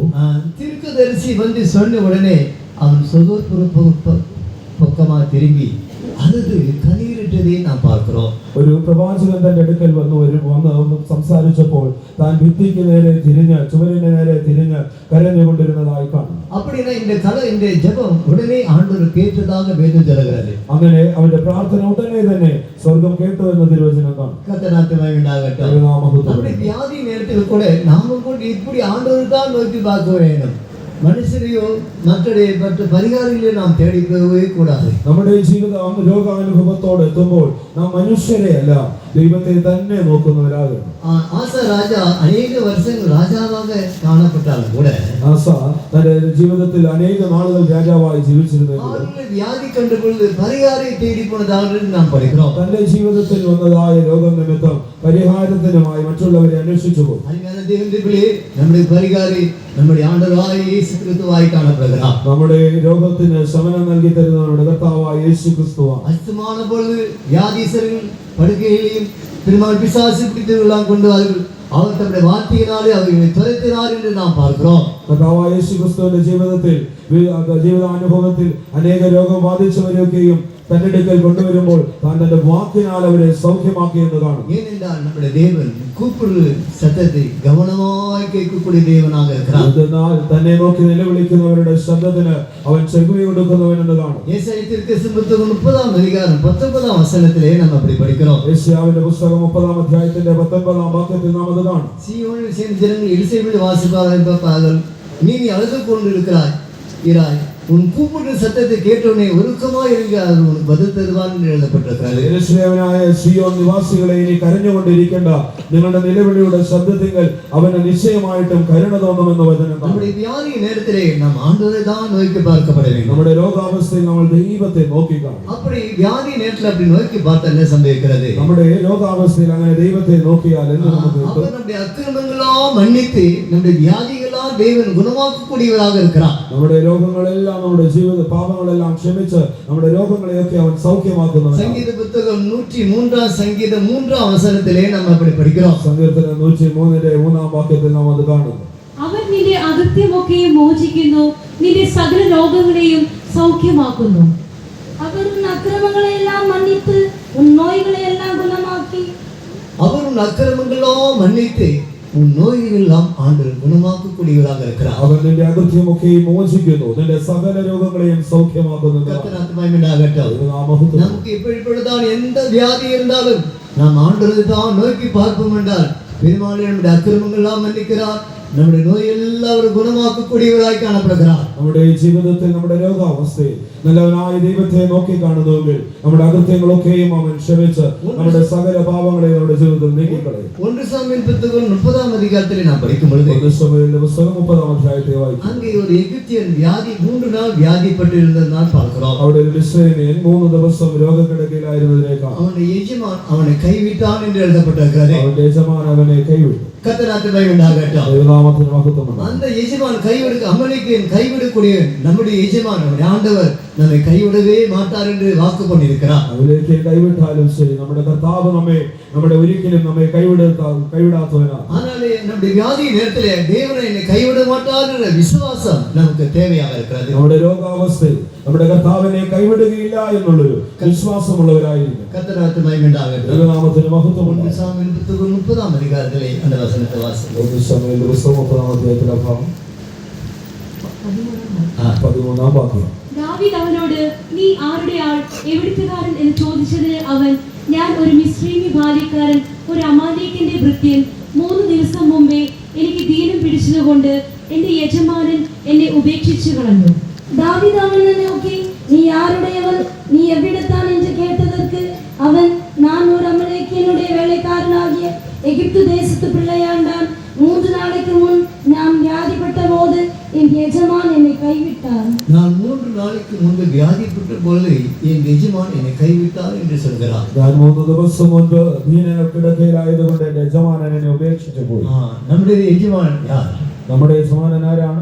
നമ്മുടെ യജമാൻ ഒരുപോലെ കൈവിടാத தேவனாக இருக்கிறார். നമ്മുടെ യജമാനൻ നമ്മെ ഒരിക്കലും ഉപേക്ഷിച്ച് കളയില്ല. கர்த்தரால் மகிமையுண்டாகட்டும். ദൈവനാമം മഹത്വപ്പെടട്ടെ. அப்படி நான் அவர் ஏன் கைவிட மாட்டேன்னு சொல்றார்? എന്താണ് നമ്മെ കൈവിടാത്തതിന്റെ കാരണം? பின்னாலே நாம் அவருடைய சொந்த சம்பத்தாக இருக்கிறோம், அதனால தேவன் நம்மை கைவிட மாட்டார். പ്രിയമുള്ളവരെ, നാം അവന്റെ സ്വന്തം സമ്പത്താണ്, ആകയാലാണ് അവൻ നമ്മെ ഉപേക്ഷിക്കാത്തത്, കൈവിടാത്തത്. 23-ஆம் அதிகாரத்தில் 25-ஆம் அதிகாரத்தில் நாம் 23-ஆம் அதிகாரத்தில் நாம் படிக்கும் பொழுது പുറപ്പാട് പുസ്തകം 23-ാം അധ്യായം നാം വായിക്കുന്നു. கர்த்தரை சேவித்து கடவுள் அவர் அப்பத்தின் தண்ணீர் ஆசீர்வதித்து വ്യാധി ഉണർന്ന് വിളക്കുവേൻ என்று വാക്ക് பண்ணியிருக்கிறார். തിരുവചനത്തിൽ കാണുന്നു, അതിന്റെ അപ്പത്തെയും വെള്ളത്തെയും അവൻ അനുഗ്രഹിച്ച് നിന്റെ രോഗത്തെ നിന്ന് നീക്കുമെന്നതാണ്. ஆனால் நம்முடைய வாக்கு பண்ணிதான் தேவன், வாக்கு மாறாத தேவன் என்று நாம் விசுவாசிக்கிறதாலே நம்முடைய அப்பத்தின் தண்ணீர் ஆசீர்வதித்து நம்முடைய வியாதிகளெல்லாம் அவர் குணமாக்கக்கூடியவராக இருக்கிறார். നമ്മുടെ കർത്താവിനെ പൂർണ്ണമായി വിശ്വസിച്ചാൽ നമ്മുടെ അപ്പത്തെയും വെള്ളത്തെയും അവൻ അനുഗ്രഹിച്ച് നമ്മുടെ രോഗങ്ങളൊക്കെയും അവൻ അകറ്റിക്കളയും. അപ്പോൾ நாம் என்ன செய்யணும்? ஆண்டவர் தான் சேவிக்கப்பட வேண்டும். ആകയാൽ നാം എന്ത് ചെയ്യണം? ഈ ദൈവത്തെ തന്നെ നാം ആരാധിക്കണം. ஆசாராஜாவை போல மறுதலித்து போய் பரிகாரத்தை தேடிக்கொள்கிற அல்ல, நம்முடைய விசுவாசம் தேவன் மேல் இருக்க வேண்டிய அவசியமாக இருக்கிறது. ആസയെ പോലെ മറ്റു പരിഹാരത്തിനായി മറ്റുള്ളവരെ തേടി പോവുകയല്ല, കർത്താവിൽ വിശ്വാസം വെച്ചവരായി തന്നെ നാം ജീവിക്കണം. இசைக்கு ராஜா அப்படி வியாதிப்பட்ட பொழுது ஆண்டவர் நோக்கி கூப்பிட்ட பொழுது கர்த்தர் அவனுக்கு 15 வருடங்கள் கூட்டி தந்ததாக நாம் பார்க்கிறோம். ഹിസ്കിയ രാജാവ് തന്റെ ജീവിതത്തിൽ ദൈവത്തെ നോക്കി നിലവിളിച്ചത് നിമിത്തം തന്റെ ആയുസ്സിൽ 15 വർഷം താൻ ദൈവം കൂട്ടിക്കൊടുത്തു. இன்றைக்கு கூட நீ கூட பல விதமான வியாதியோடு கஷ்டத்தோடு கொண்டு வந்திருக்கிறாயா? ഇന്ന് ഒരുപക്ഷെ നിങ്ങളും രോഗത്തോടെ കഷ്ടതയോടുകൂടെ വന്നവരായി. நீங்க பலவீனத்தோடு பல கஷ்டத்தோடு இங்கே வந்திருக்கிறீங்களா? ബലഹീനതയോടെ ബലമായ കഷ്ടത്തോടെ വന്നവരായി. ஆண்டவராகிய இயேசு கிறிஸ்து தன்னோரால் குணமாக்குற அந்த வல்லமை நீங்க விசுவாசியுங்கள். അടിപ്പിണരാൽ സുഖമാക്കുന്ന യേശു ക്രിസ്തുവിനെ വിശ്വസിച്ചാട്ടെ. 1 பேதுரு 2ஆம் அதிகாரத்தில் என்ன சொல்லப்பட்டிருக்கிறது? പത്രോസിന്റെ 2ാം ലേഖനത്തിൽ എന്ത് പറയുന്നു? எல்லா நோய்களையும் நம்முடைய சிலுவையிலே சுமந்து தீர்த்த அவருடைய தழும்புகளால் குணமான என்று எழுதப்பட்டிருக்கிறது. സകല രോഗങ്ങളും അവൻ ക്രൂശിൽ ചുമന്ന് അവന്റെ അടിപ്പിണരാൽ സൗഖ്യം വന്നിരിക്കുന്നു എന്ന് കാണും. இன்றைக்கு நாம் அப்படி விசுவாசித்தால் ഇന്ന് നാം അങ്ങനെ വിശ്വസിക്കുന്നു. ஆண்டவர் நம்மை கைவிட மாட்டார் என்று മാത്രമല്ല அவருடைய வியாதிக்கும் கர்த்தர் நமக்கு பரிகாரியாக இருக்கக்கூடியவராக இருக்கிறார். അവൻ നമ്മെ കാക്കുക മാത്രമല്ല നമ്മുടെ സകല രോഗങ്ങൾക്കും അവൻ സൗഖ്യദാതാവായി മാറും.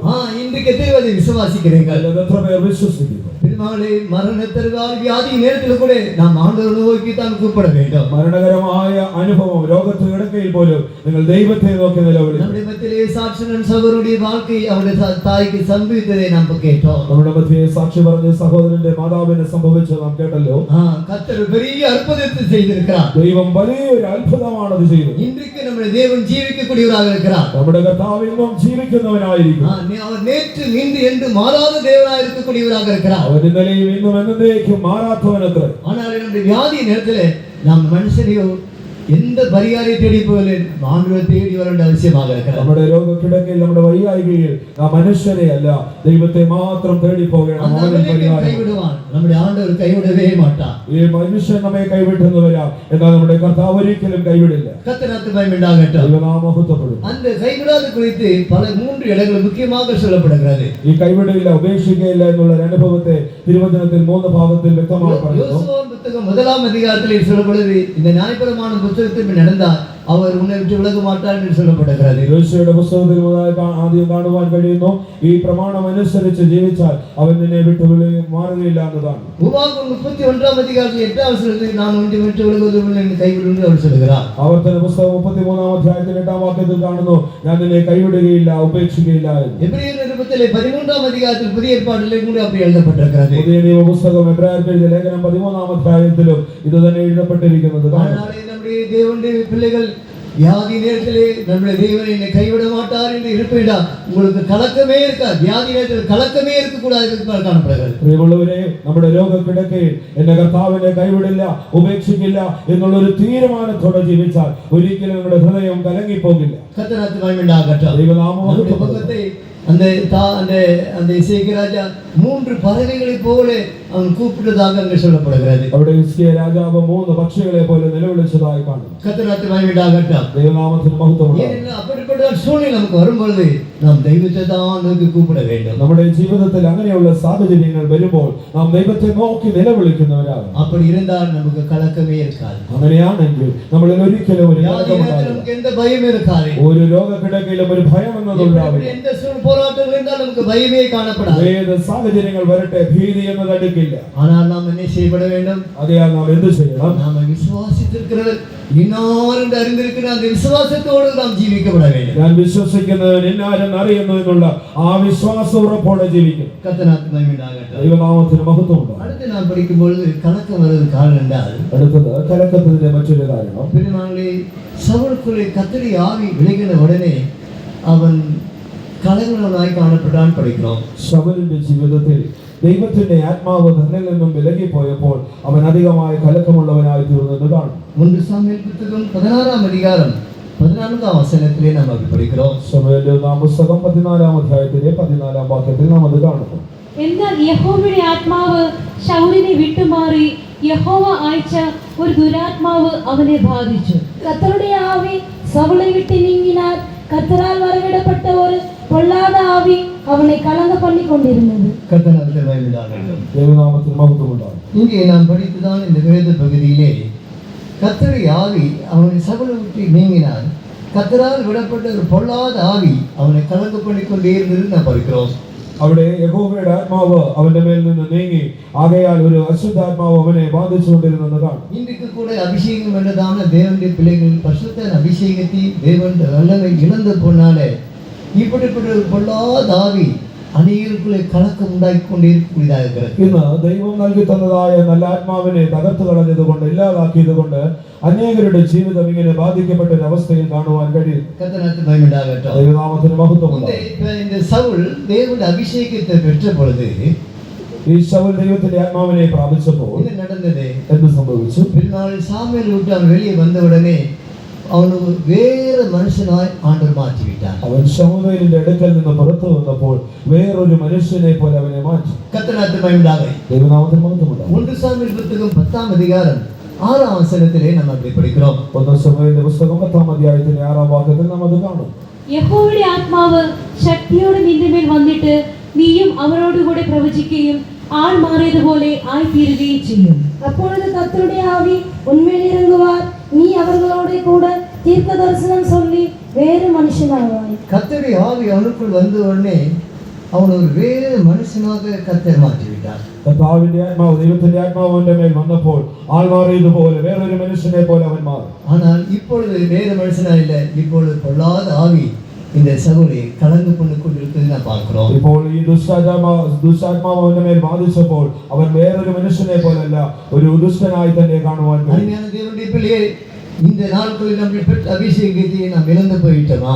നാം ഈ കാലത്ത് നമ്മുടെ ഉണ്ടായിരുന്ന അഭിഷേകത്തെ നാം നഷ്ടപ്പെടുത്തിയിട്ടുണ്ട്. അഭിഷേകത്തെ നാം ഇഴந்து പോകുന്നുണ്ടാൽ നമ്മുടെ അഭിഷേകത്തെ നാം നഷ്ടപ്പെടുത്തുന്നെങ്കിൽ നമുക്കുള്ള വലിയ കലക്കം ഇരുന്നു കൊണ്ടേയിരിക്കും. നമ്മുടെ ഹൃദയത്തിൽ ഒരു വലിയ കലക്കമുണ്ട്. കർത്തനാമത്തിന് മഹിമയുണ്ടാകട്ടെ. നാമത്തിൽ മഹത്വം ഉണ്ടാകട്ടെ. இந்த சகோதரனுடைய ജീവിതത്തിൽ என்ன கர்த்தருடைய ஆவி அவனுக்குள்ள இறங்கினவனே അവൻ വേറെ മനുഷ്യനായി മാറ്റപ്പെട്ടാൻ. ഇവിടെ ശൗലിന്റെ ജീവിതത്തിൽ ദൈവത്തിന്റെ ആത്മാവ് ശക്തിയോടെ വന്നപ്പോൾ അവൻ ആൾ മാറിയതുപോലെ ആയിത്തീർന്നു. இன்றைக்கு நாமும் கூட அபிஷேகம் பெற்று பாருங்க, நம்முடைய ஜீவியம் கூட அபிஷேகத்திற்குரிய வாழ்க்கை ஒரு வித்தியாசமான வாழ்க்கை, ஒரு வேறுபாட்டின் ജീവിതത്തിൻ வாழ்க்கை അത് വെളിപ്പെടുത്തக்கூடிയതായി കാണപ്പെടും. ശരിയായ ഒരു അഭിഷേകത്തോടെ ജീവിച്ചു നോക്കുക.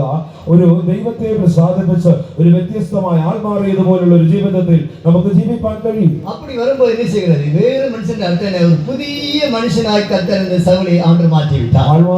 ആൾ മാറുക എന്നുള്ള വചനത്തിന്റെ അർത്ഥം എന്താണ്? ഒരു പുതിയ മനുഷ്യനാക്കി അവനെ മാറ്റി, ശൗലിനെ മാറ്റി എന്നുള്ളത് പോലെ ആയിരുന്നു. 2 കൊരിന്ത്യർ 5-ാം അധികാരം 17-ാം വചനത്തിൽ നാം என்ன வாசிக்கிறோம்? രണ്ടാം ലേഖനം 5-ാം അധ്യായത്തിന്റെ 11-ാം വാക്യത്തിൽ ஒருவன் கிறிஸ்துவுக்குள் இருந்தால் புதிய சிருஷ்டியா இருக்கிறான், பழையவையெல்லாம் ஒழிந்து போய் என்று எழுதப்பட்டிருக்கிறது. ഒരുവൻ ക്രിസ്തുവിലായാൽ അവൻ പുതിയ സൃഷ്ടി, പഴയതെല്ലാം കഴിഞ്ഞു പോയി എന്ന് കാണാം. அப்படி இந்த சவுலுடைய ജീവിതത്തിൽ இந்த எல்லா பழையவையும் ஒழிந்து போயிட்டது, വേറെ മനുഷ്യനായി കർത്താവ് അവനെ മാറ്റി വിട്ടാർ. ഇതുപോലെയാണ് ശൗലിന്റെ ജീവിതത്തിൽ പഴയതെല്ലാം കഴിഞ്ഞു, അവൻ ആൾ മാറിയതുപോലെ ആയിത്തീർന്നു. കർത്താവിന്റെ മഹിമയുണ്ടാകട്ടെ. ദൈവനാമത്തിന് മഹത്വം ഉണ്ടാകട്ടെ. இரண்டாவதாக பெருமகளே, இந்த சவுலுக்குள் இந்த அபிஷேகம் பெற்ற உடனே அவனுக்கு ஆண்டவர் ஒரு புதிய இருதயத்தை தந்தார் என்று எழுதப்பட்டிருக்கிறது. ഈ ശൗൽ അഭിഷേകം പ്രാപിച്ചപ്പോൾ ദൈവം അവനൊരു പുതിയ ഹൃദയം കൊടുത്തു. கர்த்தருக்கு மகிமையுண்டாகட்ടെ. ദൈവനാമത്തിന് മഹത്വം ഉണ്ടാകട്ടെ. இன்றைக்கு தேவனுடைய பிள்ளைகள் நம்ம கூட அபிஷேகம் பெற்ற உடனே தேவன் நம்முடைய ജീവിതത്തിൽ கூட ஒரு புதிய இருதயத்தை ஆண்டவர் தந்துருவார். നമ്മളും ദൈവത്തിന്റെ സന്നിധിയിൽ ഒരു പുതിയ അഭിഷേകം പ്രാപിക്കുമ്പോൾ ഒരു പുതിയ ഹൃദയമാണ് ദൈവം നമുക്ക് നൽകി തരുന്നത്. இன்றைக்கு இருதயம் புதிதாக நிலவத்தில் இல்லாத கல்லான இருதயத்தினாய் இருக்கிறால்தான் தேவனுடைய பிரமாணங்களை, தேவனுடைய வசனங்களை நம் இதயத்தில் இல்லாமல் போய்க்கூடியதாய் കാണപ്പെടുகிறது. ഒരു പുതിയ ഹൃദയമായി അല്ലാതെ ഒരു കല്ലാത്ത ഹൃദയം, ഒരു കല്ല് തുല്യമായ ഹൃദയമാക്കപ്പെടുന്നത് കൊണ്ട് ഒരു മനുഷ്യന്റെ ജീവിതത്തിൽ ദൈവത്തിന്റെ പ്രമാണങ്ങൾ അനുസരിച്ച് ജീവിക്കാൻ കഴിയാത്തതായി തീരും. ദൈവനാമത്തിന് മഹത്വം ഉണ്ടാകട്ടെ. இங்கே சவுலுடைய ജീവിതത്തിൽ എനിക്ക് ഒരു പുതിയ இருதயத்தை தேவன் அவனுக்கு தந்தார் என்று சொல்லப்படுகிறது. ശൗലിന്റെ ജീവിതത്തിൽ ദൈവം ഒരു പുതിയ ഹൃദയം കൊടുത്തു. அப்படிதான் நம்முடைய ജീവിതത്തിൽ അഭിഷേകം വരുമ്പോഴേ ദൈവം നമുക്ക് കൂടെ ഒരു പുതിയ ഇരുദയത്തെ ആണ്ടவர் തന്നിരിக்கிறார். നമുക്കും ദൈവം അഭിഷേകം തരുമ്പോൾ ഒരു പുതിയ ഹൃദയം നമുക്കും നൽകി തരും. 1 സാമുവേൽ പുസ്തകം 10-ാം അധ്യായം 9-ാം വചനത്തിലെ നാം അത് പഠിக்கிறோം. ശമൂവേലിന്റെ പുസ്തകം 10-ാം അധ്യായത്തിന്റെ 9-ാം വാക്യത്തിൽ കാണും. ഇങ്ങനെ അവൻ ശമൂവേലിനെ വിട്ടുപിരിഞ്ഞപ്പോൾ ദൈവം അവന് വേറൊരു ഹൃദയം കൊടുത്തു. വേറെ ഇരുദയം കർത്താവ് കൊടുത്ത അവന് വേറൊരു പുതു ഹൃദയം കൊടുത്തു. ഇன்றைக்கு இப்போ அந்த வேறு இறுதியும் சவுலை விட்டு நீங்கி போய்விட்டதே. ഇപ്പോൾ ആ ശൗലിൽ നിന്ന് ആ വേറൊരു ഹൃദയം നീങ്ങിപ്പോയി. ஏன்? அவனுக்குள்ள ஒரு பெருமை வந்து விட்டது. എന്തിനാണ് കാരണം? അവനിൽ ഒരു നിഹളം വന്നത് തന്നെ കാരണം. கர்த்தருக்கு மகிமையுண்டாகட்டும். ദൈവനാമത്തിന് മഹത്വം ഉണ്ടാകട്ടെ. எதுக்காக என்றால் தேவன் சொன்னதுதான வார்த்தைகளுக்கு அவன் செய்ய கொடுக்காதவனாய் காணப்பட்டாலே கர்த்தர் அவனை புறக்கணித்து தள்ளிவிட்டார் என்று எழுதப்பட்டது. ദൈവം തന്നോട് പറഞ്ഞ വാക്കുകൾ കേൾക്കാതെ ജീവിച്ചതുകൊണ്ട് ദൈവം അവനെ അങ്ങനെ പുറത്തു തള്ളിക്കളഞ്ഞു. கர்த்தருக்கு மகிமையுண்டாகட்டும். ദൈവനാമം മഹത്വപ്പെടും. 1 சாமுவேல் புத்தகம் 15ஆம் அதிகாரத்திலே 3 இடத்திலே உம்முடைய தேவனுக்கு என்று அவன் சொல்லுகிறது. சாமுவேல் தீர்க்கதரிசி அவன் சொல்லுகிறது நாம் பார்க்கிறோம். ശമൂവേലിന്റെ പുസ്തകം 15ആം അധ്യായത്തിൽ ശൗൽ ശമൂവേലിനോട് നിന്റെ ദൈവം എന്ന് 3 പ്രാവശ്യം പറയുന്നതായി കാണും. கர்த்தருக்கு மகிமையுண்டாகட்டும். ദൈവനാമത്തിന് മഹത്വം. தாவீதுடைய ஜீவிதத்தில் பல நெருக்கங்கள் வந்தாலும் கூட தேவனே நீ என்னுடைய தேவன் என்று சொல்லுகிறது அறிக்கை செய்கிறது நாம் பார்க்கிறோம். എന്നാൽ ദാവീദിന്റെ ജീവിതത്തിൽ അവൻ തന്റെ ജീവിതത്തിൽ കഷ്ടങ്ങൾ വരുമ്പോൾ ദൈവമേ അങ്ങ് എന്റെ ദൈവമെന്ന് അവൻ മനസ്സായി പറയുന്നത് കാണുവാൻ കഴിയും. நம்முடைய வாழ்க்கை எப்படி இருக்கிறது? ഇന്ന് നമ്മുടെ ജീവിതത്തിന്റെ അവസ്ഥ എന്താണ്? நாம் கூட என்ன செய்தால் பெருமாளை பொல்லாத ஆயுதங்கள் வருவதற்கு നാം കാണപ്പെട്ടമാ?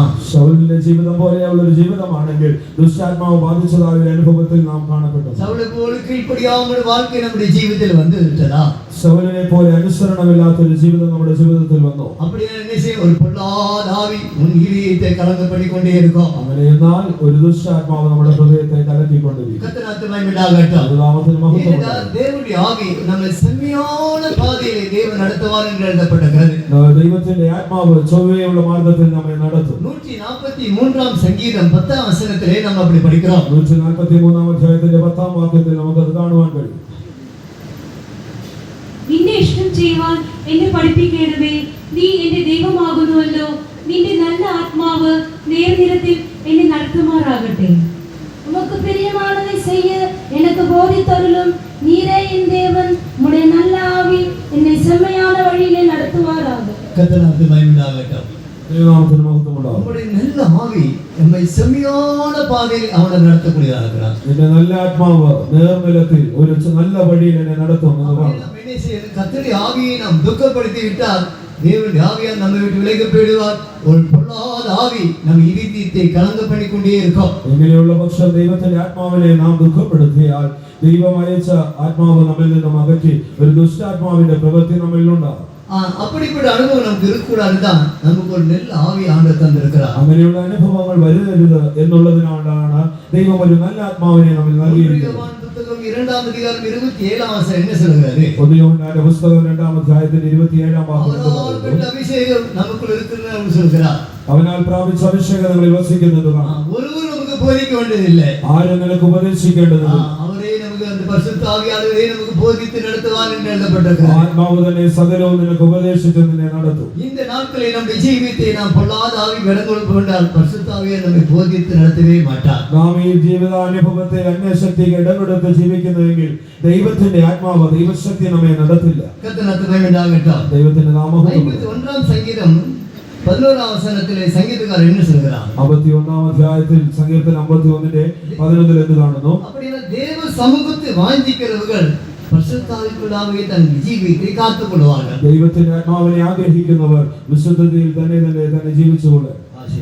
നിന്റെ സന്നിധിയിൽ നിന്ന് എന്നെ തള്ളിക്കളയരുതേ. നിന്റെ പരിശുദ്ധാത്മാവിനെ എന്നിൽ നിന്ന് എടുക്കുകയും അരുതേ.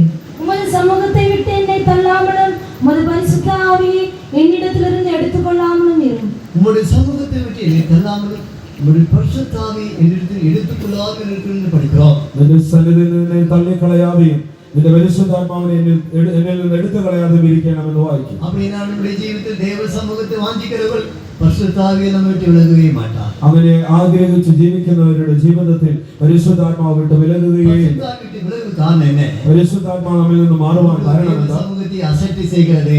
ദൈവ സാന്നിധ്യത്തെ അലക്ഷ്യപ്പെടുത്തുന്നതാണ്. தேவ பயம் அற்று போகக்கூடியதாக இருக்கிறது. ദൈവഭക്തി ഇല്ലാതെയാകുന്നതാണ്. கர்த்தருக்கு மகிமையுண்டாகட்டும். ദൈവനാമത്തിന് മഹത്വം. காரியங்கள் இல்லாத வாழ்க்கையிலே தேவ சமூகத்தை விட்டு அகன்று போடுவதாய் காணப்படுவார்கள். ഇങ്ങനെയുള്ള അനുഭവമുള്ളവർ ദൈവ സാന്നിധ്യത്തിൽ നിന്ന് അകന്നു പോകുന്നവരായി തീരും. கர்த்தருடைய ஆவி அவரை விட்டு விலகி போய்டுவார். ദൈവത്തിന്റെ ആത്മാവ് അവരെ വിട്ട് മാറിപ്പോകും. இந்த நாட்களில் தேவனுடைய ஆவி நம்மை விட்டு விலகி போகும் என்றால் ഇങ്ങനെയുള്ള അനുഭവത്താൽ ദൈവത്തിന്റെ ആത്മാവ് നമ്മളിൽ നിന്നും അകന്നു പോയാൽ ஜெப ஜீவியம் குறைஞ்சு போய்விடும். നമ്മൾക്ക് പ്രാർത്ഥനയുടെ അനുഭവം കുറയും. வேதத்தில் என்ன சொல்லுகிறது? തിരുവചനം എന്ന് പറയുന്നു? பரிசுத்த ஆவியானவர் வாக்கு கடங்காத பெருமூச்சிலோடு நமக்காக வேண்டுதல் செய்கிறார் என்று எழுதப்பட்டிருக்கிறது. വചനം പറയുന്നു வாக்கு கடங்காத பெருமூச்சு ഉച്ചരിച്ചുകൂടാത്ത ജനകങ്ങളാൽ ജനകുന്നെന്ന് കാണും. கர்த்தருக்கு மகிமை உண்டாகட்டும். ദൈവനാമത്തിന് മഹത്വം നമ്മുടെ ഉണ്ടാകട്ടെ. ജീവിതത്തിൽ அப்படிப்பட்டதான അനുഭവങ്ങൾ இல்லை என்றால் നമ്മുടെ ജീവിതത്തിൽ അങ്ങനെയുള്ള അനുഭവങ്ങൾ ഇല്ലാത്ത പക്ഷം ஜெபிக்கிறதான வாஞ்சி நமக்கு இருக்காது. ഒരു പ്രാർത്ഥനയുടെ അനുഭവം നമ്മളിൽ ഇല്ലാതെയാകും. കലക്കമുണ്ടാകും. யூதா தீர்க்கதரிசனத்தில் என்ன சொல்கிறது? യൂദയുടെ പുസ്തകത്തിൽ എന്ത് കാണും? மகாபரிசுத்தமான விசுவாசமே உறுதிப்பட்டுக் கொண்டு பரிசுத்த ஆவிக்குள்ளே ஜெபிக்கிற அனுபவங்கள் நமக்கு இருக்க வேண்டிய அவசியமாக இருக்கிறது. അതിവിശുദ്ധ വിശ്വാസത്തെ ആധാരമാക്കി നന്നായി പ്രാർത്ഥിക്കുന്ന ഒരു അനുഭവത്തിലുള്ളവരാണ്. அப்படி இருந்தால் எந்த கலக்கமும் ஆவிக்குரிய மனுஷனுக்கு இருக்கவே செய்யாது. അങ്ങനെയുള്ള ഒരു ജീവിതം ഉണ്ടെങ്കിൽ ഒരു കലക്കവും നമ്മുടെ ജീവിതത്തിൽ ആത്മീയ ജീവിതത്തിൽ சவுலுடைய ഉണ്ടാകും. ஜீவிதத்திலே கர்த்தருடைய ஆவியான விலகினாலே அவனுக்குள்ள இருதயத்தில் ஒரு கலக்கம் உண்டாக ஆகி இருந்து கொண்டே இருந்தது. സൗലിന്റെ ജീവിതം ഇങ്ങനെയുള്ള ഒരു അനുഭവമായതുകൊണ്ട് ഒരു കലക്കത്തിന്റെ ആത്മാവ് അവനെ ബാധിച്ചു. நீங்கள் நான் அபிஷேகத்தில் இருந்து போயிட்டோமா? നാം നമ്മുടെ ജീവിതത്തിൽ ആത്മാവിനെ നഷ്ടപ്പെടുത്തിയോ?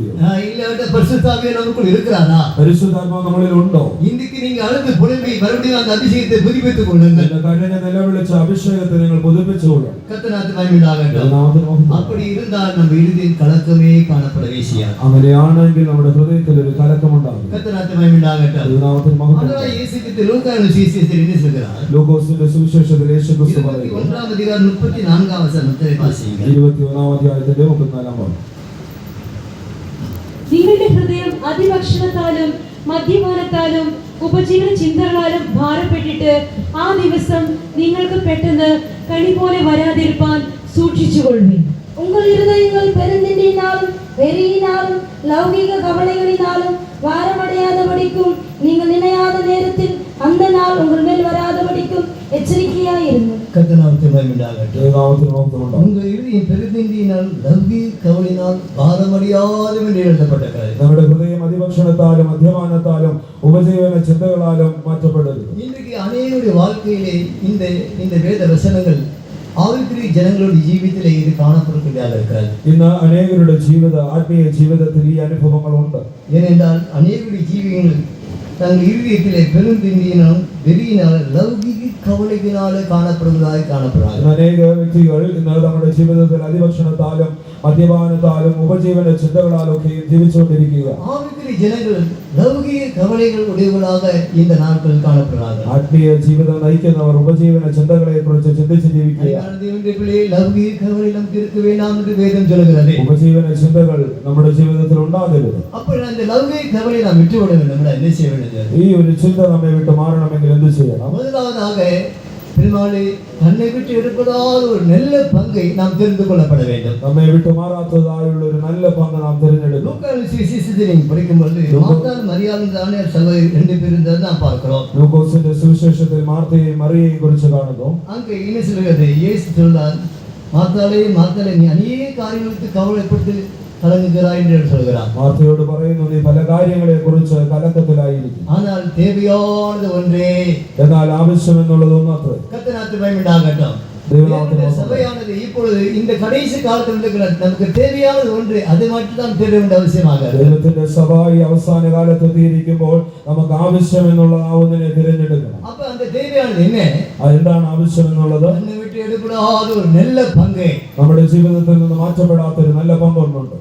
இன்றைக்கு அநேகருடைய ജീവിതത്തിൽ அந்த நல்ல பங்கை தெரிந்து கொள்ளாதனால தான் லௌகிக கவலைகளால பாரமடைந்திருக்கிறார்கள். ആ ഒരു നല്ല അംശം തിരഞ്ഞെടുക്കാത്തത് കൊണ്ട് ഉപജീവന ചിന്തകളാൽ അവർ ഭാരത്തിൽ കലക്കപ്പെട്ടവരായിരിക്കും. குடும்பத்திலே பல பிரச்சனைகள், കുടുംബത്തിൽ പല പ്രശ്നങ്ങൾ, பிள்ளைகள் பற்றிதான பிரச்சனைகள், കുഞ്ഞുങ്ങളെ കുറിച്ചുള്ളതായ பலவிதமான காரியங்கள் நிமித்தம் அநேகர் கவலைப்பட்டு பாரப்பட்டு கலங்கிக் கொண்டே இருக்கிறார்கள். പലവിധമായ പ്രശ്നങ്ങളാൽ ഭാരപ്പെട്ട കലക്കത്തിലാണ്. கர்த்தருக்கு மகிமை உண்டாகட்டும். வேதம் என்ன சொல்கிறது? തിരുവചനം പറയുന്നു, இந்த லௌகிக கவலைகள் நமக்கு வரக்கூடாது என்று அவர் எழுதுகிறார். ഉപജീവന ചിന്തകൾ നിങ്ങളിൽ ഉണ്ടാകരുതെന്ന് പറയും. அப்படி நாம் என்ன செய்யப்பட வேண்டும்? അങ്ങനെയാണെങ്കിൽ നാം എന്ത് இந்த ചെയ്യണം? பூமியில் இருக்கு கொஞ்ச காலங்கள் நமக்கு இப்படிப்பட்ட பாடுகளாம் இருக்கிறது. ஆனா இதெல்லாம் நமக்கு பெருசல்ல. നമുക്ക് വെളിപ്പെടുന്ന அந்த മഹിമയ്ക്ക് ഒപ്പൂട്ടത്തക്ക് അത് പെരിതാകவே കാണപ്പെടவே ചെയ്യാതെ. ഈ ഭൂമിയിൽ ഇങ്ങനെയുള്ള കഷ്ടങ്ങളൊക്കെ അല്പകാലത്തേന് മാത്രമാണ്.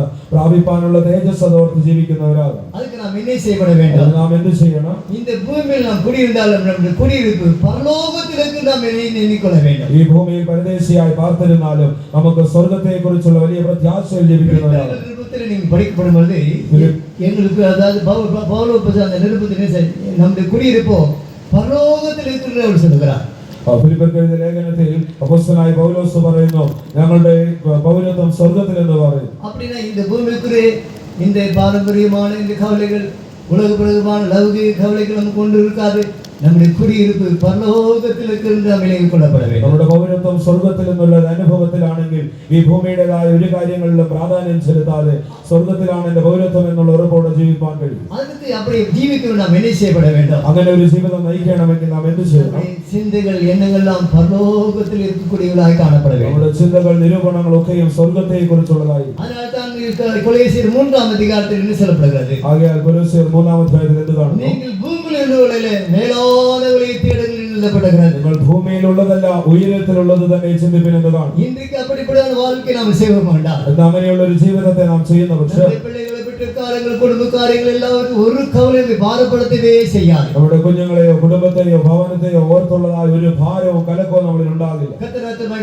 ദൈവനാമത്തിന് മഹത്വം. പിള്ളകളെ പറ്റി നമ്മുടെ ദൈവർക്ക് അധികമാകவே இருக்கக்கூடியதாக இருக்கிறது. നമുക്ക് നമ്മുടെ കുഞ്ഞുങ്ങളെ കുറിച്ചുള്ള ഭാരങ്ങൾ എത്രത്തോളമോ അതിനേക്കാളും അധികം നമ്മുടെ കർത്താവിന് അതിനെക്കുറിച്ചുള്ള ഭാരമുണ്ട്. പിള്ളകളെ പറ്റി നന്നായി ദൈവം അറിഞ്ഞിരിക്കണം. നമ്മുടെ കുഞ്ഞുങ്ങളെ കുറിച്ച് നമ്മുടെ ദൈവത്തിന് നന്നായി അറിയാം.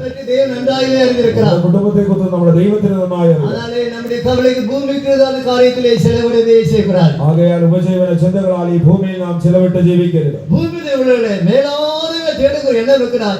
இந்த கவலை இந்த பாரங்கள் நமக்கு ஒண்ணுமே இருக்கா. கலக்கம் நமக்கு இருக்கவே செய்யாது. ഭൂമിയിലുള്ളതല്ല ഉയരത്തിലുള്ളത് ചിന്തിച്ച് ജീവിച്ചാൽ ഈ ഭൂമിയിലുള്ളതായ ഒരു അനുഭവത്തിലും നമുക്കൊരു കലക്കവും അനുഭവങ്ങളും ഉണ്ടാകും. அப்படியே நாம் என்ன செய்யப்பட வேண்டும்? അതിനായി നാം എന്ത് ചെയ്യണം? നമ്മുടെ ആവിക്കുரிய ജീവിതത്തെ ഒന്നുകൂടെ പുതുപ്പിத்துக் கொள்ள வேண்டிய அவசியமாக இருக்கிறது. ആത്മീയ ജീവിതത്തെ ഒരിക്കൽ കൂടെ പുതുപ്പിച്ചെടുക്കണം. സംഗീതകാരൻ என்ன சொல்கிறார்? സങ്കീർത്തനക്കാരൻ എന്ത് പറയുന്നു? நான் கேட்டு அதே நாளுக்கு நான் சொல்லுகிறேன் நான் பார்க்கிறோம். യഹോവയോടൊന്ന് ഞാൻ യാചിച്ചു അത് തന്നെ ഞാൻ നേടുമെന്ന് പറയും. இந்த நாளுக்கு நாமும் கூட அதே நாளுக்குரியവായിട്ടുള്ള ഭൂമിക്ക് എണ്ണങ്ങൾ നമുക്ക് வரவே செய்யாது. അത് തന്നെ പ്രാപിക്കണമെന്നുള്ള ഒരു അനുഭവത്തിൽ ജീവിച്ചാൽ ഈ ഭൂമിയുടെ ഉപജീവന ചിന്തകൾ നമ്മളിൽ ഉണ്ടാകില്ല. നമ്മുടെ കുടിയിരുപ്പ് എங்க இருக்கிறது? നമ്മുടെ പൗരത്വം എവിടെയാണ്? உங்கள் பொக்கிஷம் எங்க இருக்குதோ அங்கே உங்க இருதயம் இருக்கும். ஆண்டவராகிய இயேசு கிறிஸ்து சொல்லுகிறதை நாம் பார்க்கிறோம். നമ്മുടെ ഈ ജീവിതത്തിൽ നമ്മുടെ സമ്പാദ്യം എവിടെയോ അവിടെ നമ്മുടെ ഹൃദയമുണ്ട് എന്ന് കാണുന്നു. அப்படியே നമ്മുടെ ഇരുദയത്തെ കലക്കത്തിലാണ് അല്ലേ നമ്മുടെ ഇരുദയം നല്ല സന്തോഷത്തിലാണ് നിലനിൽക്കുന്ന അനുഭവമായി മാറിയിടും. നമ്മുടെ ഹൃദയം കലക്കത്തിലല്ല ഒരു സന്തോഷത്തിന്റെ അനുഭവത്തിലായി. സംഗീത പുസ്തകക്കാരൻ എന്നെ சொல்கிறார்? സങ്കീർത്തനക്കാരൻ എന്ന് പറയുന്നു ஞானியின் பெரிய சந்தோஷத்தை பார்க்கலும் அதிக சந்தோஷத்தை எனக்கு தந்தீரான்னு சொல்கிறேன் நான் பார்க்கிறோம். എല്ലാ ജീവിതത്തിൽ ഇതാണുള്ള സന്തോഷത്തെക്കാളും അധികമായുള്ള ഒരു സന്തോഷം എനിക്ക് തന്നു കാണും. 4-ാം സംഗീതം 7-ാം വചനത്തെ നാം വാസിപ്പോ. സങ്കീർത്തനം 4-ാം അധ്യായത്തിന്റെ 7-ാം വാക്യം. ധാന്യവും വീഞ്ഞും വർദ്ധിച്ചപ്പോൾ അവർക്കുണ്ടായതിലും അധികം സന്തോഷം നീ എന്റെ ഹൃദയത്തിൽ നൽകിയിരിക്കുന്നു. നമ്മുടെ കുറിവ് പരലോകത്തിലുമില്ല ധാന്യം ദ്രാക്ഷരസം പെരുകിയിരിക്കുന്ന കാലത്തെ അധിക സന്തോഷത്തെ ദൈവം നമുക്ക് തന്നുകൊണ്ടേയിരിപ്പാൻ. നമ്മുടെ പൗരത്വം സ്വർഗ്ഗത്തിലെങ്കിൽ ധാന്യവും വീഞ്ഞിലും വർദ്ധിച്ചപ്പോൾ ഉണ്ടായ സന്തോഷത്തെക്കാട്ടിലും അധികമായുള്ള ഒരു സന്തോഷം കർത്താവ് നമ്മുടെ ഹൃദയത്തിൽ നൽകി. அந்த சந்தோஷத்தை என்ன சொல்றது? தேவனுடைய ராஜ்யம் புசிப்பு குடிப்புமல்ல அது நீதியும் சமாதானமாக இருக்கக்கூடியதாய் காணப்படக்கூடியதாக இருக்கிறது. ദൈവരാജ്യം ഭക്ഷണവും പാനീയമല്ല അത് നീതിയും സമാധാനവുമാണല്ലോ. அருமையான தேவனுடைய பிள்ளை அந்த ராஜ்யத்துக்காக தான் இந்த உலகத்தை நாம் வேறு பிரிக்கப்பட்டதாய் காணப்படுகிறோம். ആ രാജ്യം നേടേണ്ടതിനത്ര ഈ ഭൂമിയിൽ നാം വേർതിരിക്കപ്പെട്ടത്. அதனால இந்த அனுபவம் நமக்கு வேணும். நாம் என்ன செய்ய வேண்டும்? ഈ അനുഭവം നമുക്ക് വേണമെങ്കിൽ എന്ത് ചെയ്യണം? நம்முடைய குடியிருப்பை உறுதிப்படுத்திக் கொள்ளப்பட வேண்டும். നമ്മുടെ പൗരത്വത്തെ നാം ഉറപ്പുവരുത്തിക്കൊള്ളണം. தேவையான ஒன்று തന്നെ വിട്ട് எழுப்பலாம் நல்ல பங்கு நாம் தெரிந்து கொள்ளப்பட வேண்டும். ആവശ്യം എന്നുള്ളതൊന്ന് ആ ഒരു നല്ല അംശം നാം തിരഞ്ഞെടുത്തുകൊണ്ട് കർത്തനാമം ഉണ്ടാകട്ടെ. ദൈവനാമത്തിൽ നമുക്ക് അനുഭവം നമുക്ക് കൊടുക്കപ്പെടാൻ അവർ നമ്മെ വിസാരിക്കുന്നവരെല്ലാം നമ്മുടെ കവലകളെല്ലാം ഓർമ്മയിൽ വെച്ചിടുவோம். അങ്ങനെയുള്ള ഒരു അനുഭവം നമ്മളിൽ ഉണ്ടെങ്കിൽ ദൈവം നമുക്ക് വേണ്ടി കരുതുന്നതിനാകയാൽ നമ്മുടെ സകല ഭാരവും നാം അവന്റെ മേൽ വെച്ചു. നമുക്ക് എന്ത് വിധமான കലക്കം இருக்கவே ചെയ്യാൻ നമ്മളിൽ ഒരു കലക്കവും ഉണ്ടാകും. നമ്മുടെ ദൈവം വിസാരിക്കக்கூடிയവരായി വന്നിരിக்கிறார். നമ്മുടെ ദൈവം നമ്മെ കരുതുന്നവനായി വന്നിരിക്കുന്നു. നമ്മുടെ தேவையின் என்று நன்றாகவே அறிந்திருக்கிறார். നമ്മുടെ ആവശ്യങ്ങൾ എന്തെന്ന് അവന് നന്നേ അറിയാം. ஆனால் உங்க இதயம் கலங்கவே தேவையில்லை. ആകയാൽ പ്രിയമുള്ളവരെ നിങ്ങളുടെ ഹൃദയം കലങ്ങരുതേ. இப்படி கலக்க வருது காரணம் என்ன? ഇങ്ങനെയുള്ള കലക്കത്തിന്റെ കാരണം പാപത്തിന് നിമിത്തமாக നമ്മുടെ അക്രമം നിമിത്തமாக നമ്മുടെ കലക്കം വന്നുകൊണ്ടേ இருக்கிறது. പാപവും അതിക്രമവും നിമിത്തമത്രേ ഈ കലക്കങ്ങൾ ഉണ്ടാകുന്നു. பெருநாளை இஸ்ரவேல் முழு இஸ்ரவேல் ஜனங்களை அவன் கலங்க பண்ணி ஆகான் கலங்க பண்ணி நான் பார்க்கிறோம். മുഴു ഇസ്രായേൽ ജനത്തെയും ആഹാൻ അവൻ വലയ്ക്കുമാറാക്കി എന്ന് കാണുന്നത്. கர்த்தராத்மாய் உண்டாகட்டும். ദൈവനാമത്തിന് മഹത്വം. அது பெருமாள் மாம்சத்தை நிச்சை കൺകളേറ്റ് ജീവിതത്തിൽ പരിമേൽ വെളിപ്പെടുത്തக்கூடிയதாக இருக்கிறார். ജഡമോഹം കൺമോഹം ജീവനത്തിന്റെ പ്രതാപമാണ് അതിന് കാരണം. இந்த അനുഭവങ്ങൾക്ക് മുണ്ടാകുന്ന ഹൃദയത്തിലെ കലക്കം ഇருந்து കൊണ്ടേ இருக்கும். ഈ അനുഭവങ്ങൾ ഉള്ളിടത്തോളം കാലം നമ്മുടെ ഹൃദയം കലങ്ങിക്കൊണ്ടേയിരിക്കും. കർത്താവിന്റെ മഹിമയുണ്ടാകട്ടെ. വ്യാധി നിമിത്തமாக നമുക്ക് കലക്കം ഉണ്ടായിക്കൂടി കാണപ്പെടും. രോഗനിമിത്തം ഒരു വലിയ കലക്കമുണ്ടാകും. ആവി നിമിത്തமாக നമുക്ക് കലക്കമുണ്ടാകും. ശക്തിയാലുള്ള ഒരു കലക്കമുണ്ടാകും. இந்த உலகக்குரிய லௌகிக கவலை நிமித்தமாக நமக்கு கலக்கம் உண்டாகும். ഉപജീവന ചിന്തകളാൽ ഉണ്ടാകുന്ന ഒരു കലക്കം നമ്മുടെ ജീവിതത്തിൽ ഉണ്ടാകും. നമ്മുടെ കുടിയിരിപ്പ് പരലോകത്തിൽ இருக்கிறது. നമ്മുടെ പൗരത്വം സ്വർഗ്ഗത്തിൽ എന്നുള്ളത് എതിർപാർത്തുകൊണ്ടേ இருக்கிறோம். അവിടെ നമുക്കായി നമ്മുടെ കർത്താവ് നമ്മെ കാത്തുകൊണ്ടിരിക്കുന്നു. அந்த நாள் அதிசீக்கிரமான நாளா இருக்க போகுது. ആ നാൾ അതിവേഗം നമുക്ക് മുന്നിൽ വരും. அதற்கு நாம் ஆயத்தமாக்கப்படுவோம். അതിനാൽ നാം ഒരു இந்த வேத வசனங்களுக்கு நம்ம இதயத்தை ஒப்பு கொடுப்போம். ഈ തിരുവചനങ്ങൾക്ക് നാം നമ്മുടെ ഹൃദയം സമർപ്പിക്കും. കലക്കമില്ലാത്ത ജീവിതത്തിൽ മണിந்து கொள்ளப்படும். ഈ കൂടിവരവിന് ശേഷം പോകുമ്പോൾ കലങ്ങാത്തൊരു ജീവിതം നയിക്കണം. ஏனென்றால் உங்க இதயம் கலங்காதிருப்பதாக சொன்னார். എന്തിനാൽ നിങ്ങളുടെ ഹൃദയം കലങ്ങി പോകരുതെന്ന് യേശു പറഞ്ഞു. അതേ അധികാരത്തിൽ ഞാൻ നിങ്ങളെ തിക്കത്തുകളായി വിടുകയില്ല എന്ന് சொல்லியிருக்கிறார். ഈ അധ്യായത്തിൽ പറയുന്നത് ഞാൻ നിങ്ങളെ അനാഥരായി വിടുകയില്ല. അതിനാൽ ദേവന്റെ ബലി இந்த வேளையிலே தானே நீங்கள் நானும் நாம் அநாதிகள் அல்ல, திக்கற்றவர்கள் அல்ல. நம்ம இதயம் கலங்க அவசியமே இல்லை. നമ്മുടെ ദൈവം നമ്മോട് കൂടെയേ இருக்கிறார். ആകയാൽ പ്രിയമുള്ളവരെ, നാം ആരും അനാഥരല്ല, നാം കൈവിടപ്പെട്ടവരല്ല, ദൈവത്തിന്റെ സ്വന്തം മക്കളത്രയും ഓർത്തുകൊള്ളൂ. ആനാലും നാം இந்த വേദ വചനങ്ങൾക്ക് നമ്മെ ഒപ്പ് കൊടുப்போம். ഈ വചനങ്ങൾക്ക് നാം നമ്മെ തന്നെ സമർപ്പിച്ചു. കർത്താവ് നമുക്ക് ഉദ്ദേശിച്ചതിനെ ആശീർവദിപ്പാറാകട്ടെ. ദൈവം നമ്മെ സഹായിച്ചു. ഞാൻ നിന്നെ ഒരു നാളും കൈവിടില്ല.